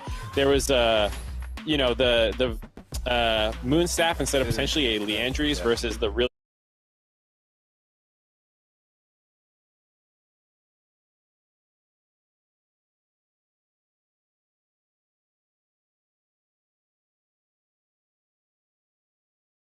High health pool of the enemy team, as well as the fact that you're the only magic damage for the Lilia, but like they're playing so much better than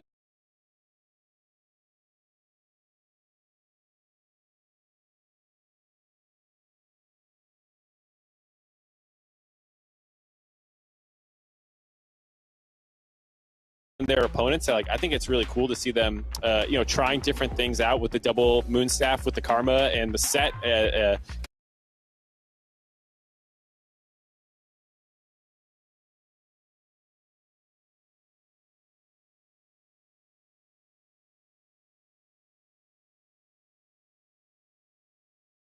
Kind of giving him a ton of free health to charge in, and he went play the Rune King first to be a little bit more split push oriented as well. I mean, it was just a really cool draft over.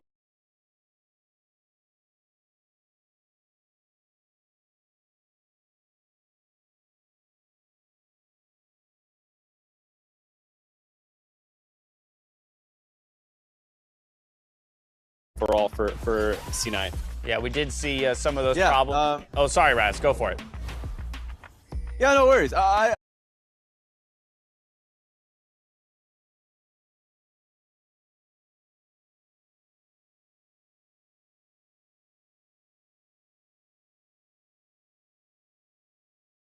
think that I was really interested if we ever see a draft like this again, because like going blind pick Cho'Gath,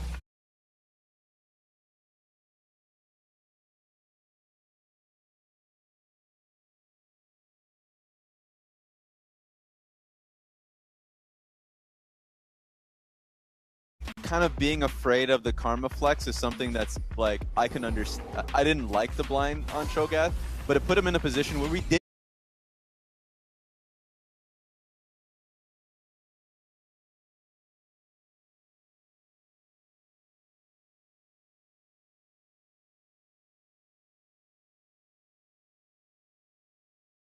Get to see the Blade of the Rune King heavy damage on Fudge, recognizing that even if he's heavily like team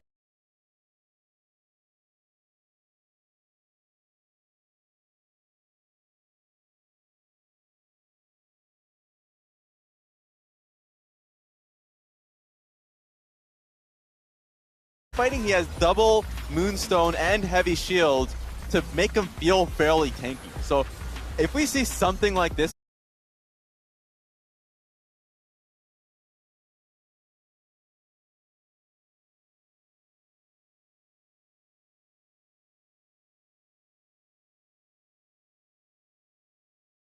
again, that's interesting, and it calls back to Cloud9's flexibility in the draft. Back to 100 Thieves, because this was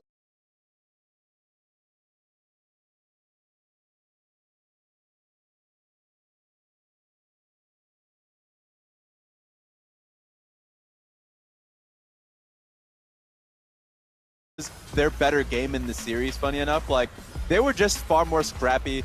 I called on the fact that Rift Herald's being given for free, and they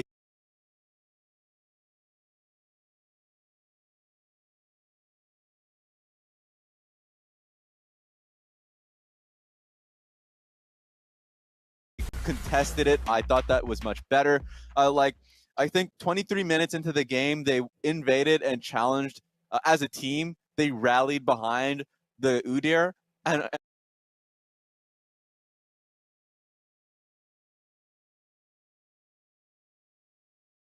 ended up getting a few kills onto the Tristana. So I think this was better because they were more confident. Like, hey guys, we just need to have a fighting chance this game and in this series. We can't just be bleeding.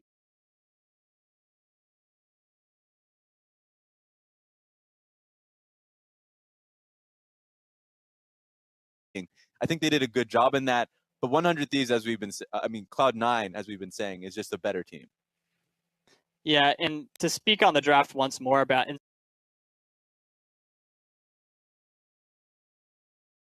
specifically about the set pick, I want to iterate how smart of a pick it was because of the enemy team's draft. And when you see that their front line is Udyr, Cho'Gath, and Tahm-Kench, they're all very beefy, high HP targets. And since Set's ult skills off HP on the target you ult, it's going to be so good against their backline, especially considering you're playing against Syndra and Senna, 2 carries with no mobility. So if you ever get an ult off of any of those 3 targets, even in the general vicinity, and land the slow onto Syndra or Senna, it sets up a very easy set E into basically a kill because they were already so strong. And so I really, really like this pick. And I think it was probably the best top lane counter you could have picked in that situation. I think it's also really interesting because this game reminded me a lot of the TSM matchup from C9 TSM in the regular season, where they picked a very priority-focused game plan with Caitlyn and Morgana in the bot lane. It's a similar approach this time, where they also have the Ezreal and the Karma trying to push all the time, but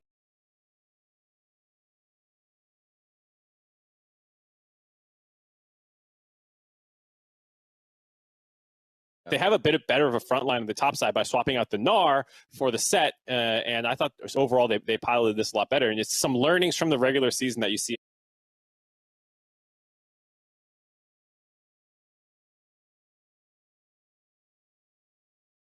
Yeah, to C9. All right, well, we heard Perks talking about it in the interview as it was revealed. He doesn't feel he was deserving of player of the series this time around, but I would contest that he very much is, and perhaps we can make the case for it right here, Raz. Yeah, stop it, Perks. It's everybody's gonna be their own biggest hater. All right, I can understand Game 3 being the front of your mind. His Orianna play in Game 2 was insane. The first game on his Yone was once again eye-popping. For me, of course, Blabber was contesting. I think Blabber had a great series as well. But for me, Perks definitely came out ahead. Well, for me, I want to shout out Fudge because, I might have been a Fudge hater from the start, and I didn't think, he was all right. But he has shown so much growth, and during this entire series, this is the best he's played the entire split, in my opinion. The best of 5 right here just shows so much more of what he's capable of than the best of 1s. I think Fudge has proven Emily and I so wrong because when we did those tier lists, Emily and I had Fudge kind of low, and Freak was the one with the foresight to see Fudge near the top. So I will be the first to admit, I was wrong, Fudge. You have proven me wrong, and I'm very impressed with his champion pool and how he's able to pull out these counter picks and fulfill both roles of C9, either on the weak side or on the strong side, as we saw in this best of 3. So, and he gapped someday. It was top canyon, top kingdom this entire game or this entire series. So, my God, the saga of Fudge this split, the power rankings of Fudge has been quite interesting to watch. But I think everything you guys are saying here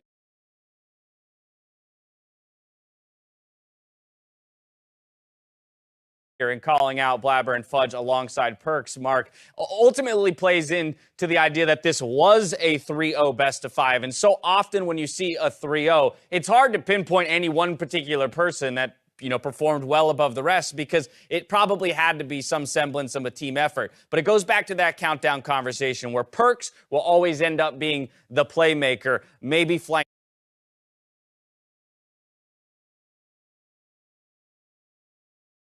by Blabber in that case.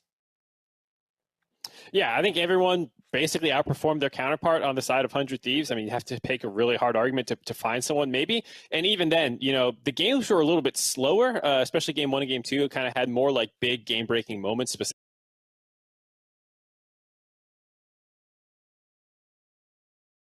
specifically. And so I think it's very easy to build a case for a lot of the players on C9 for why they should have been player of the series.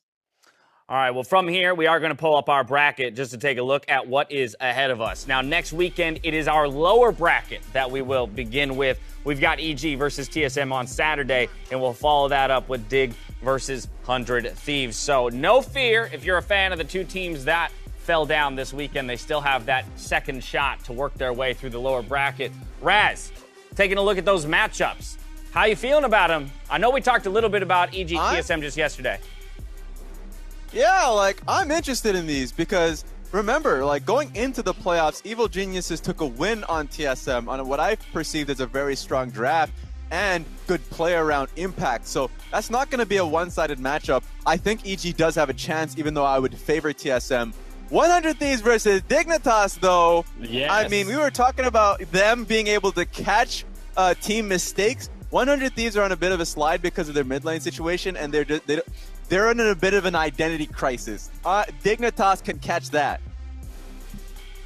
Yeah, I think there's a lot of things going on with 100 Thieves beyond the mid lane, and I think that's what makes it interesting. Is the last time that they played, this is actually the only playoff-bound team in the second round robin that 100 Thieves was able to take down. And I believe that was all the way back in week 4, might have been start of week 5, but it had been a long time since they played each other. So this is a really, really important matchup, not just for 100 Thieves in the playoffs, obviously, because they lose to get knocked out, but kind of their trajectory, I think, for the entire summer split. And looking at this roster that very much had Worlds aspirations and where they looked in best of 5s against the other top teams. And you know what, Mark? I know you're a story man. I know you've been reading good novels. What's a good story here? It is the revenge of the former 100 Thieves players in Fake God and Soligo going up against 100 Thieves. I like what I see here. If they end up trumping 100 Thieves, who made the better call? Huh?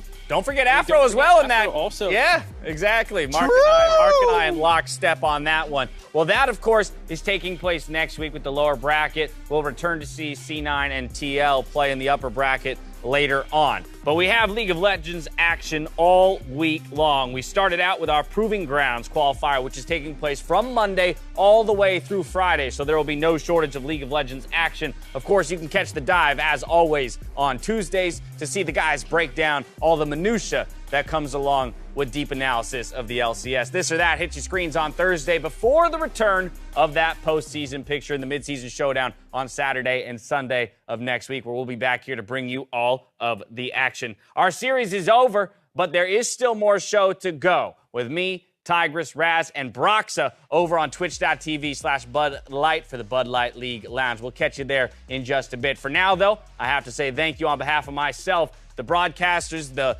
audiences, the remote broadcast crew, these three right here, and the casters, of course, who brought you the series. Stay healthy, stay safe, be good to each other. Good night.